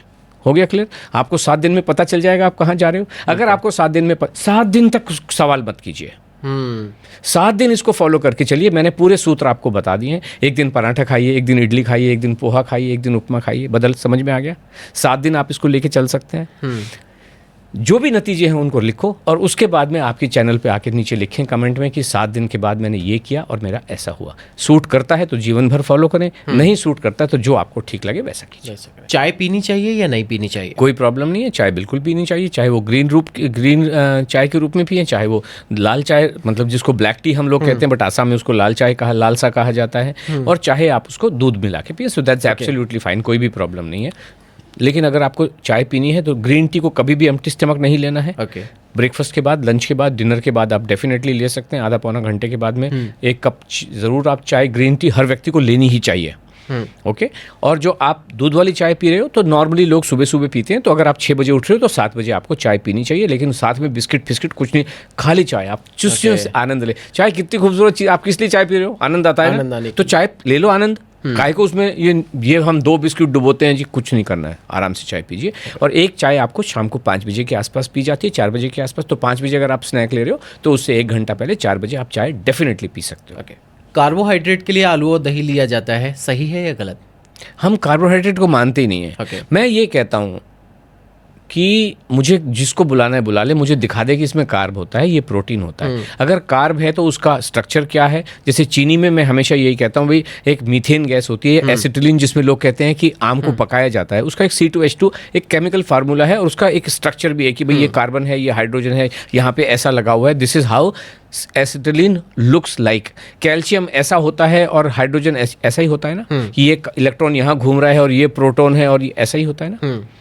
तो मुझे प्रोटीन का पहले तो स्ट्रक्चर बता दो कोई, और मैं आता हूँ 1 किलो मूंग लेके आपके पास और 1 किलो अरहर, मुझे बता दो कि दोनों में प्रोटीन है, दोनों में सेम चीज़ें हैं। तो मुझे बता दे, मैं पैसे देने को तैयार हूँ और इनाम भी देने को तैयार हूँ। मैं जहाँ पहुँचोगे, अमेरिका भी आना है तो मैं आने को तैयार हूँ, अपने खर्चे से आऊँगा, आपकी जो भी फीस है मैं देने के लिए तैयार हूँ, बट प्लीज़ मुझे बता दो ये प्रोटीन होता है और ये इसका स्ट्रक्चर होता है, कुछ नहीं होता है, ये नापा जा नहीं सकता है, मूंग दाल में से प्रोटीन निकाल के कोई देख नहीं सकता, ये सब असंभव बातें हैं। और ये मैं बहुत लंबे समय से कह रहा हूँ, कोई बता नहीं सकता। कैलोरी मुझे पराठे की निकाल के बता दो, कोई निकाल के बता नहीं पाता, ये गलत बातें हैं। तो कुछ नहीं होता, कार्बोहाइड्रेट वगैरह कुछ नहीं होता है। आलू को आलू समझ के खा लो, उतना ही है। पहले समय में हम एल्युमिनियम का बर्तन का इस्तेमाल करते थे, अभी के ट्रेंड में मॉडर्न टाइम में नॉन स्टिक बर्तन आ रहे हैं, इस्तेमाल करने चाहिए या नहीं करने चाहिए? देखिए, एल्यूमिनियम का भारतीय संस्कृति में मुझे नहीं लगता है कि कभी इस्तेमाल होता था। पीतल का ज़रूर हुआ करता था, कांसे का ज़रूर हुआ करता था। पीतल का पकाने में, कांसे का खाने में। क्यों होता था? क्योंकि वहाँ से जो जिंक वगैरह, कॉपर वगैरह जितना आना होता था वो आ जाता था। लेकिन दूध को कभी भी पीतल के बर्तनों में नहीं पकाया जाता था। उसमें कली करने वाले एक लोग आते थे जो एक लेप लगा के चले जाते थे और वहाँ पे आपका दूध होता था। एल्यूमिनियम जो है, हम सब देखते हैं कि वो खाने में उसको पकाने के लिए इस्तेमाल होता है। जब आप पकाते हैं उसको तो फिर वहाँ पे कुछ गलत चीज़ें, वो जो एल्यूमिनियम है वो टॉक्सिक होता है, स्वास्थ्य के लिए अच्छा नहीं होता, बिल्कुल भी इस्तेमाल करना नहीं चाहिए। ठीक यही हाल नॉन स्टिक का भी होता है, क्योंकि नॉन स्टिक इसलिए आया क्योंकि पहले इन्होंने आपको तेल के नाम से डराया। तेल के नाम से इसलिए डराया क्योंकि उसको अपना नॉन स्टिक बेचना है। नॉन स्टिक जो है वो बहुत ही खतरनाक होता है, क्योंकि जब आप उस पर कुछ करते हो तो उसके अंदर से जो चीज़ें हैं वो उसके अंदर समाहित हो जाती हैं। बिल्कुल नहीं, हमारा जो लोहे के बर्तन होते हैं, स्टील के बर्तन हो, या तो न्यूट्रल होने चाहिए, या लोहे के बर्तन है, आप तवा जो खाना पका रहे हो, ये पराठा बना रहे हो, रोटी बना रहे हो, तवे पे, लोहे के तवे पे बना लो ना, सफिशिएंट है। काहे को खिलवाड़ करना? ये साइंटिफिक इंडस्ट्री कुछ नहीं होती है, ये सब आपको बेचने की बात होती है। सिंपल सी बात है। ओके, दारू पीनी चाहिए या नहीं पीनी चाहिए? कोई प्रॉब्लम नहीं, अगर आपके जीवन में घुस गई है, हर चीज़ का आनंद लेना ही चाहिए। तो उसको भी हम ये बताते हैं कि अगर आप हर दिन पियोगे तो प्रॉब्लम है। अधिकतर लोग, देखिए, हम ये जो एक वक्तव्य है, हमारे पास जो एक्सपीरियंस है उसके हिसाब से जो लोग हमसे सवाल पूछते हैं, और इसका ये मतलब नहीं लेना चाहिए कि आप हर दिन पियो। कहने का तात्पर्य है कि आप कुछ चीज़ों को अपने हिसाब से इंटरप्रेट कर लेते हो। जैसे बादाम को आपने आलमंड्स को इंटरप्रेट कर दिया, हम करें मूंगफली के लिए, लेकिन बादाम की, तो ठीक इसी तरीके से हम जो इस बात पे बोलेंगे, हमारा ये कहना है, हमारे पास आने वाले लोग कहते हैं कि सर हम लोग या मैडम, हम सोशल सीटिंग में जब कभी होते हैं, चाहे वो हमारे पास अधिकतर लोग महिलाएं आती हैं और वो भी पीते हैं, आज की डेट में हमेशा से पीते हैं। और देखिए, सोमरस तो हमारे जीवन का हिस्सा हमेशा से रहे। सवाल दारू का नहीं है, सवाल हाई होने का है, नशे का है, थोड़ा ढलाऊं पलाऊं होने का है। मज़ा आता है कि नहीं उसमें, जब आप मस्त हो रहे हो, खुशी हो रही होती है। सो होली में हम सब लोग भांग जब पीते हैं कि नहीं पीते हैं, कि मज़ा आता है। तो कभी कभार ये चीज़ें तो ठीक हैं। तो अभी जैसे सोशलाइजिंग का मतलब क्या होता है कि हम हफ्ते भर काम करते हैं, एक दिन मन करता है कि सोशलाइजिंग करें, और हफ्ते में एक दिन हम दारू पीते हैं, सो दैट इज़ ओके। और उसको नीट पीना चाहिए, हमारा ये कहना है। हम जो एक डिटॉक्सिफिकेशन आपने सुना होगा, प्राणायाम आपने सुना होगा कि हम अनुलोम विलोम करना है और कपालभाति, इसमें क्या कर रहे हैं हम? कार्बन डाइऑक्साइड को शरीर से बाहर करने की कोशिश कर रहे हैं कि नहीं कर रहे हैं? बॉडी में ज़्यादा ऑक्सीजन, CO2 बाहर आए। जब आप दारू सोडे में डाल के पी रहे हो तो सोडे में तो CO2 ही भरी होती है, मतलब आप भर रहे हो। क्यों भर रहे हो? एक तरफ आप उसको निकालने की कोशिश कर रहे हो, एक तरफ भर। हम ये कहते हैं दारू पियो, लेकिन आप दारू तो दारू के लिए पी रहे हो ना, सोडे के लिए थोड़ी पी रहे हो। तो सोडा कहाँ से बीच में आया? पानी कहाँ से बीच में आया? आप दारू पी रहे हो, पी लीजिए, नीट पी लीजिए, that is what we are saying. अब आप पूछोगे कितने पैक पी लें, तो हमारा ये कहना है कि भाई 60 ml का ही है ना। तो अधिकतर लोग क्या पीते हैं? 180 ml एक निप पीता है, जिसको निप बोलते हैं ना, क्वार्टर को, उतना पी लेना सफिशिएंट है। है ना? तो यदि 180 ml तक अगर आप पी रहे हो, नीट पी रहे हो, वो हो कोई भी, चाहे वो वाइन हो, वाइन के मतलब 2 ग्लास के आसपास हो गया आपका, चाहे वो वोदका हो, चाहे जो भी हो, पी लीजिए। ओके, दारू में soda, cold drink, soft drink, juices तक मिला के पिया जाता है, कॉकटेल बना के पिया जाता है। बिल्कुल भी नहीं, वो डैमेजिंग है। वो डैमेजिंग है, हाईली डैमेजिंग है। इसलिए हम कहते हैं अगर आपको तो अल्कोहल का आनंद लेना ना, अगर जूस का लेना है तो उसको अलग से लो, दैट इज ओके। बट ये जो मिक्सिंग है ये उचित नहीं है। पानी के साथ ले सकते हैं? बिल्कुल भी नहीं लेनी है। ओके, मतलब टोटली नहीं। हाँ, पानी को पानी की तरह पियो, दारू को दारू की तरह पियो। एवोकाडो, ड्रैगन फ्रूट, ब्लूबेरीज का आजकल बहुत ज़्यादा ट्रेंड चल रहा है, ये किस हद तक सेफ है हमारे लिए? सेफ और अनसेफ होने का कोई वो नहीं होता है, लेकिन ज़बरदस्ती किस हद तक मैं बोल सकता हूँ कि किस हद तक हेल्पफुल है हमारे? बिल्कुल भी हेल्पफुल नहीं है। अगर अब आपने बिल्कुल सही सवाल पूछा कि हेल्पफुल बिल्कुल भी नहीं है। ये कोई एक्स्ट्रा हेल्प थोड़ी करते हैं। एवोकाडो इतना एक्सपेंसिव फ्रूट है, क्यों खाना? नोएडा में 280 रुपये का जो हमें बताया गया, बॉम्बे में 180 रुपये का एक फ्रूट मिलता है, और यहाँ पे नोएडा, और वो चलता भी नहीं है, और इतना डर्टी लुकिंग है। मुझे तो अच्छा नहीं लगता। एक आध बार ट्राई किया भी तो एक चम्मच खा लिया। हमारा जो देश है वो इतना खूबसूरत देश है, इतने अच्छे अच्छे फ्रूट मिल रहे हैं, कभी अंगूर मिल रहे होते हैं, कभी नाशपाती मिल रही हैं, कभी बेर मिल रहे हैं, कभी प्लम मिल रहे हैं। खाओ ना उनको। ये इतने, आई थिंक ब्लूबेरी जो है वो तो 2500 रुपये किलो है, somebody told me। तो क्यों खाने? 2500 में तो आपके साल भर के खरबूजे आ जाएंगे, तो खरबूजे खाओ। दैट इज व्हाट वी से। कहा जाता है कि गैस की फ्लेम पे रोटी नहीं पकानी चाहिए, तवे पे ही उसको कपड़े से सेकना चाहिए। ये सब आप भ्रंश हैं, कुछ ऐसा नहीं है। आप खाइए ना बना के, कौन सा आप भर भर के खा रहे हो? अगर आपके जीवन में, हम ये कहते हैं, बहुत सारे अपभ्रंश बना रखे हैं। हम ये कहते हैं कि अगर आपका अभी दाल तो आप ओपन फ्लेम पे नहीं बना रहे हो। आपके अगर लंच को हम देखें, दाल चावल रोटी सब्जी को, इसमें सब्जी आप ओपन फ्लेम पे बना रहे हो, चावल ओपन फ्लेम पे बना रहे हो, रोटी बना रहे हो ना। और रोटी हमने कहा कौन व्यक्ति 2 से ज़्यादा कौन रोटियां खा रहा है? और रोटी में क्या घुस जाएगा फ्लेम से? वो फ्लेम लकड़ी वाली फ्लेम में से भी तो घुस सकता है। आप पहले पत्थर के कोयलों पे बनते थे खाने, लकड़ी के कोयलों पे खाना बनता था, लकड़ी पे खाना बनता था। और लकड़ी भी किस चीज़ की है पता नहीं होती थी, भाई जो लकड़ी मिली उस पर बना लिया, ऐसा ही था ना। राइट। मत जीवन को कठिन करो। ये कौन से लोग हैं जो बता रहे हैं, कुछ भी बताते हैं? मत करो, रोटी खा लो, वो ज़्यादा इंपॉर्टेंट है। ओके। ऑयल के साथ आजकल बड़ा खिलवाड़ चल रहा है, मस्टर्ड ऑयल छोड़ के ऑलिव ऑयल और तमाम तरीके के ऑयल्स पे लोग शिफ्ट हो रहे हैं, क्या सही है या? बिल्कुल गलत है, बिल्कुल गलत है। मस्टर्ड जो हमारे 4 पारंपरिक भारतीय तेल थे जो बेसिकली ऑयल सीड से निकलते हैं, जो मूंगफली का तेल हो गया या सरसों का तेल हो गया या तिल का तेल हो गया या नारियल का तेल हो गया, इसके अलावा और कोई भी तेल इस्तेमाल नहीं करना चाहिए। जो ऑलिव ऑयल, हाँ, रिफाइंड भी नहीं? रिफाइंड बिल्कुल नहीं, कच्ची घानी का। ओके। देखिए जो पारंपरिक तेल था, मतलब तेल का पर्पस क्या होता है कि आपको कुछ फ्राई व्राई कर लेना है, दिस ये पर्पस होता है। तो आपने सरसों के तेल पीसा और जो तेल निकला उसको इस्तेमाल कर लो, और जो खली निकली उसको आप भैंसों को, गायों को खिला दो, उसका दूध अच्छा होगा, उसका स्वास्थ्य अच्छा होगा, और इधर सरसों के तेल से आपका स्वास्थ्य अच्छा हो जाएगा। जिन लोगों को ये बेचना था फैक्ट्री में लाके कि भाई ये डबल रिफाइंड ये वो, और उसमें ये पूफा होता है और मूफा होता है, आज वही सारी प्रोसेस को उलट दिया कि नहीं रिफाइंड ठीक नहीं है, आपको नॉर्मल, तो नॉर्मल ही लेना चाहिए। आप कौन सा कनस्तर के कनस्तर भी भर भर के चम्मचों से पी रहे हो?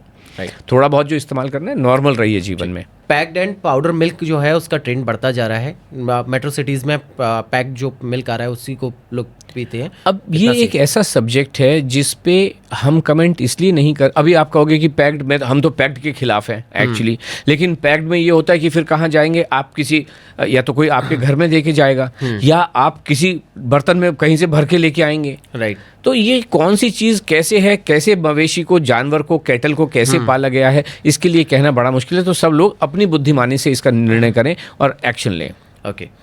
Frozen fruits, ready to eat foods, ginger garlic paste के जो मार्केट में प्रोडक्ट्स हैं, कितने सेफ हैं? देखिए अभी मान लीजिए हम बात करें, अगर हम ग्लोबल विश्व स्तर की बात करें, तो अगर आप मालदीव्स में जाएंगे तो कुछ भी उगता नहीं है, सब कुछ प्रोसेस्ड मिल रहा है। अभी वो क्या खाएगा नहीं। लेकिन जब हमारे देश में बैठे हैं तो बस मस्टर्ड ले आओ, पीस के बना लो ना। वो मस्टर्ड का जो पेस्ट बनता है वो कितना स्वादिष्ट बनता है, उसमें आप बनाइए, ठीक से बनाइए, उसमें अदरक भी कूटिए, सब कुछ कूटिए, खुद ही बना लीजिए ना। ये जो भी चीज़ें प्रोसेस्ड हैं, अगर आपके पास में कोई विकल्प नहीं है, अमेरिका में जो है वो फ्रोजन पराठे लेके आते हैं, अब उनके पास विकल्प नहीं है तो खाना ही खाने में कोई प्रॉब्लम नहीं है। लेकिन कहीं ना कहीं वहाँ पे कॉम्प्रोमाइज़ होता है न्यूट्रिशन लेवल से। लेकिन जिसको कहते हैं something is better than nothing, ठीक है आपको 100% नहीं मिल रहा बट 50% तो मिल रहा है। वहाँ पे तो वो लोग क्या करते हैं कि किसी मेड को बुलाते हैं और हफ्ते भर का खाना बना के फ्रिज में लेबल लगा के रख लेते हैं, हीट करते हैं। अब उनकी लाइफस्टाइल बेचारों की वैसी है तो वो वैसा ठीक है। लेकिन अगर हम अपने देश की बात करें तो जो भी है ताज़ा खाएं, अनप्रोसेस्ड खाएं और नेचुरल खाएं। एल्कलाइन वाटर और तमाम तरीके के प्रोडक्ट मार्केट में पानी को लेके बहुत सारे दावे करते हैं, और काला पानी, लाल पानी, महंगे से महंगा पानी मार्केट में अवेलेबल है और लोग उसका इस्तेमाल कर रहे हैं। घर पे भी लोग एल्कलाइन वाटर बनाने पे तुले हुए हैं, सब्जियां और उसमें बीट रूट्स और खीरा वगैरह डाल के बनाते हैं। क्या करना चाहिए? बिल्कुल भी नहीं, पानी के साथ कोई खिलवाड़ नहीं।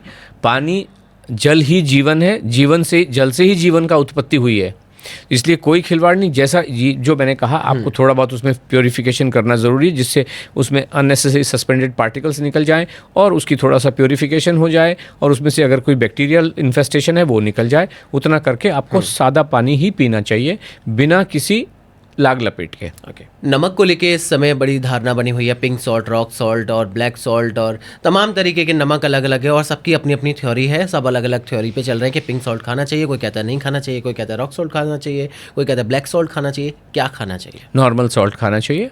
ओके। हाँ, भी पहले हमारे जीवन में हमेशा से जो नमक भसा हो, तो ये हमारी सभ्यता कहाँ से कहाँ आई है, नॉर्मल सॉल्ट खाते हुए आई है। राइट। तो नॉर्मल, अब वो नॉर्मल सॉल्ट क्योंकि शायद रिक्वायरमेंट ऐसी हो गई है कि जो पैकेट में आने लगा है तो पैकेट वाला ले लीजिए, लेकिन वाइट वाला नॉर्मल सॉल्ट। आप कौन से अगेन सॉल्ट भर भर के खा रहे हो? एक व्यक्ति दाल, देखिए दाल खाने में क्या बताया मैंने, दाल चावल रोटी सब्जी। राइट। अभी नमक कहाँ है आपका? नमक है आपका दाल में, नमक है सब्जी में, और कितना सा, एक चम्मच में पूरे घर की बन जाती है। तो आपके चौथाई चम्मच आया, काफ़ी, उतना मतलब इतना ज़्यादा दंदफंद करने की ज़रूरत नहीं है। नॉर्मल रहिए। जो नॉर्मल सॉल्ट है वो बहुत अच्छा है, और वो भी नॉर्मल भी इसीलिए बनाया गया क्योंकि साइंटिस्टों ने उसको उसके अंदर आयोडाइज किया ना, तो साइंटिस्टों ने स्टडी करने के बाद ही सारी चीज़ें करी। और ये पिंक सॉल्ट आज पैदा हुआ ऐसा तो नहीं था, ये सेंधा नमक, ब्लैक सॉल्ट, काला नमक, ये सारी चीज़ें तो हमेशा से चलती थी, है ना। तो इसलिए ये सब चीज़ें ठीक नहीं है। ये पहले भी एग्जिस्ट करती थी, आज भी एग्जिस्ट कर रही हैं, लेकिन किसी चीज़ को हाइप कर देने का पर्पज़ ये होता है कि किसी व्यक्ति का कोई एजेंडा चल रहा है। तो आप नॉर्मल रहिए जीवन में, हर चीज़ में हमारा यही कहना होता है, नॉर्मल रहिए, नेचुरल रहिए। Okay. Pack juice, soft drinks और शुगर फ्री ड्रिंक्स के नाम से बहुत सारे प्रोडक्ट मार्केट में हैं, लेने चाहिए नहीं लेने? बिल्कुल भी नहीं लेने चाहिए। हम तो कहते प्रोडक्ट को तो, पैकेज को तो छोड़िए, हम तो ये कह रहे हैं कि घर में निकाला हुआ ऑरेंज का जूस ये भी नहीं लेना चाहिए। ओके। प्रोसेसिंग हो जाती है। लौकी का जूस मैंने आपको ऑलरेडी मना किया। क्यों मना किया? क्योंकि ये प्रोसेसिंग हो जाती है। प्रोसेसिंग का मतलब ये होता है, जब तेल की आपने बात की, रिफाइंड तेल, इन सब प्रोसेसिंग में होता क्या है कि आप कुछ चीज तो ले लेते हो और कुछ चीज छोड़ देते हो। राइट। एज अ होल आप उसको नहीं ले रहे हो। हम ये कह रहे हैं जो भी लेना हो होल लो, जिससे कि आपकी चीज जो शरीर में वो ठीक से समाये। अगर आप ये सोचिए कि आम का, मान लीजिए ऑरेंज का जूस आपने ले लिया, तो वो धड़ करके घुस जाएगा ना। जब आप अगर ऑरेंज को ऑरेंज की तरह से खाएंगे तो उसमें उसका रफ छिलका भी जा रहा है, उसका रफेज भी जा रहा है, उसके बहुत सारी चीज़ें, तो एज अ होल आप उसको ले रहे हैं। तो यू नेवर नो कि किस चीज़ के अंदर में क्या न्यूट्रिएंट है। मानव जाति जितना मर्जी भी प्रोग्रेस करे, लेकिन ईश्वर की प्रकृति को समझना इम्पॉसिबल है। अदरवाइज ये बारिशों के हाल होते। राइट। ये जिस दिन ये हम वेदर डिपार्टमेंट कहता है कि आज घनघोर बारिश आने वाली होती है, उस दिन सूरज चमका होता है। जिस दिन कहेंगे सूरज चमकने वाला, उस दिन घनघोर बारिश हो रही होती है। तो इसलिए समझना मुश्किल है। नॉर्मल चीज़ को नॉर्मल खाएं, प्रोसेस चीज़ों को ना खाएं तो बेटर है। ओके। ग्लूकोज, ORS और इस तरीके के जो प्रोडक्ट आ रहे हैं, इलेक्ट्रोल पाउडर आता है, ये लेना चाहिए नहीं लेना चाहिए? बिल्कुल नहीं। अगर कोई एक्सपर्ट की आपको कोई परेशानी है, किसी एक्सपर्ट के पास गए, उन्होंने जो एडवाइस दिया लिमिटेड टाइम के लिए, उसकी सलाह को मानते हुए आप ले सकते हैं, but on your own nothing. Packed Honey और घी लेना चाहिए नहीं लेना चाहिए? पैकेज तो बिल्कुल भी नहीं लेना चाहिए। हनी और हनी तो कबाड़ है। हनी क्या है? हनी मधुमक्खी का गोबर है, छिच्ची है उसकी, और वो मीठी है इसलिए आप खा लोगे, है ना? ये गलत बात है। लेकिन अगेन हम ये कहते हैं कि अगर किसी वैद्यराज ने ये कहा है कि भाई आपको गले का दर्द है, सीतोपल आदि चूर्ण में आप शहद मिला के 3 दिन तक खा लीजिए, दिन में 2 बार खा लीजिए, दैट इज ओके। कुछ चीज़ें आपकी दवाई का काम कर सकती हैं, औषधि का काम कर सकती हैं, लेकिन उसको गटर गटर करके पानी घोल घोल के पीते चले गए, बिल्कुल गलत बात है। घी जो है पैकेज्ड बिल्कुल भी नहीं लाना चाहिए, क्योंकि हमें पता है कि पैकेज्ड घी के कितनी रिपोर्टें आती हैं। वो कभी आपने सुना होगा तिरुपति बालाजी के लड्डू ही बना दिए एनिमल फैट से। राइट। कंट्रोवर्सी हुई थी ना उसकी। बिल्कुल। ऐसा ही होता है। ये तो पता चला क्योंकि लड्डू थे तो पता चला, ज़्यादा लोग देखते हैं, लेकिन यहाँ चुपचाप फैक्ट्री में क्या हो रहा है किसको क्या पता चलता है। कुछ सुपर मार्केट्स पे रेड भी पड़ी और देख सकते हैं कि नकली घी पकड़ा गया, बहुत सारी मात्रा में पकड़ा गया। तो इसलिए पैकेज नहीं, आपको देसी घी बनाना है घर में बनाइए, फर्मेंटेशन करके मलाई निकालिए, दूध उबालिए, मलाई निकालिए, उसमें दही लगाइए और मलाई निकालिए, और फिर 7 दिन के बाद उसको बिलोइए। बिलोने के बाद मट्ठे का भी आनंद लीजिए, मक्खन का भी आनंद लीजिए, और उस मक्खन को गर्म करके जो घी बनता है और जो आपके भगोने पे चिपक जाता है उसमें भी कुछ चीनी वीनी मिला के जो खुरचन है उसको खाइए। सारी चीजों का आनंद लीजिए। लास्ट 2 क्वेश्चन मेरे पास रह गए हैं जी। एग लेना चाहिए नहीं लेना चाहिए? कोई प्रॉब्लम नहीं है, जितना मर्जी खाइए। जब चिकन ही खा रहे हो तो एग खाने में क्या प्रॉब्लम है? सो रिप्रोडक्शन सिस्टम के लिए वाइग्रा और इस तरीके के जो प्रोडक्ट्स होते हैं इनको लोग लेते हैं जी।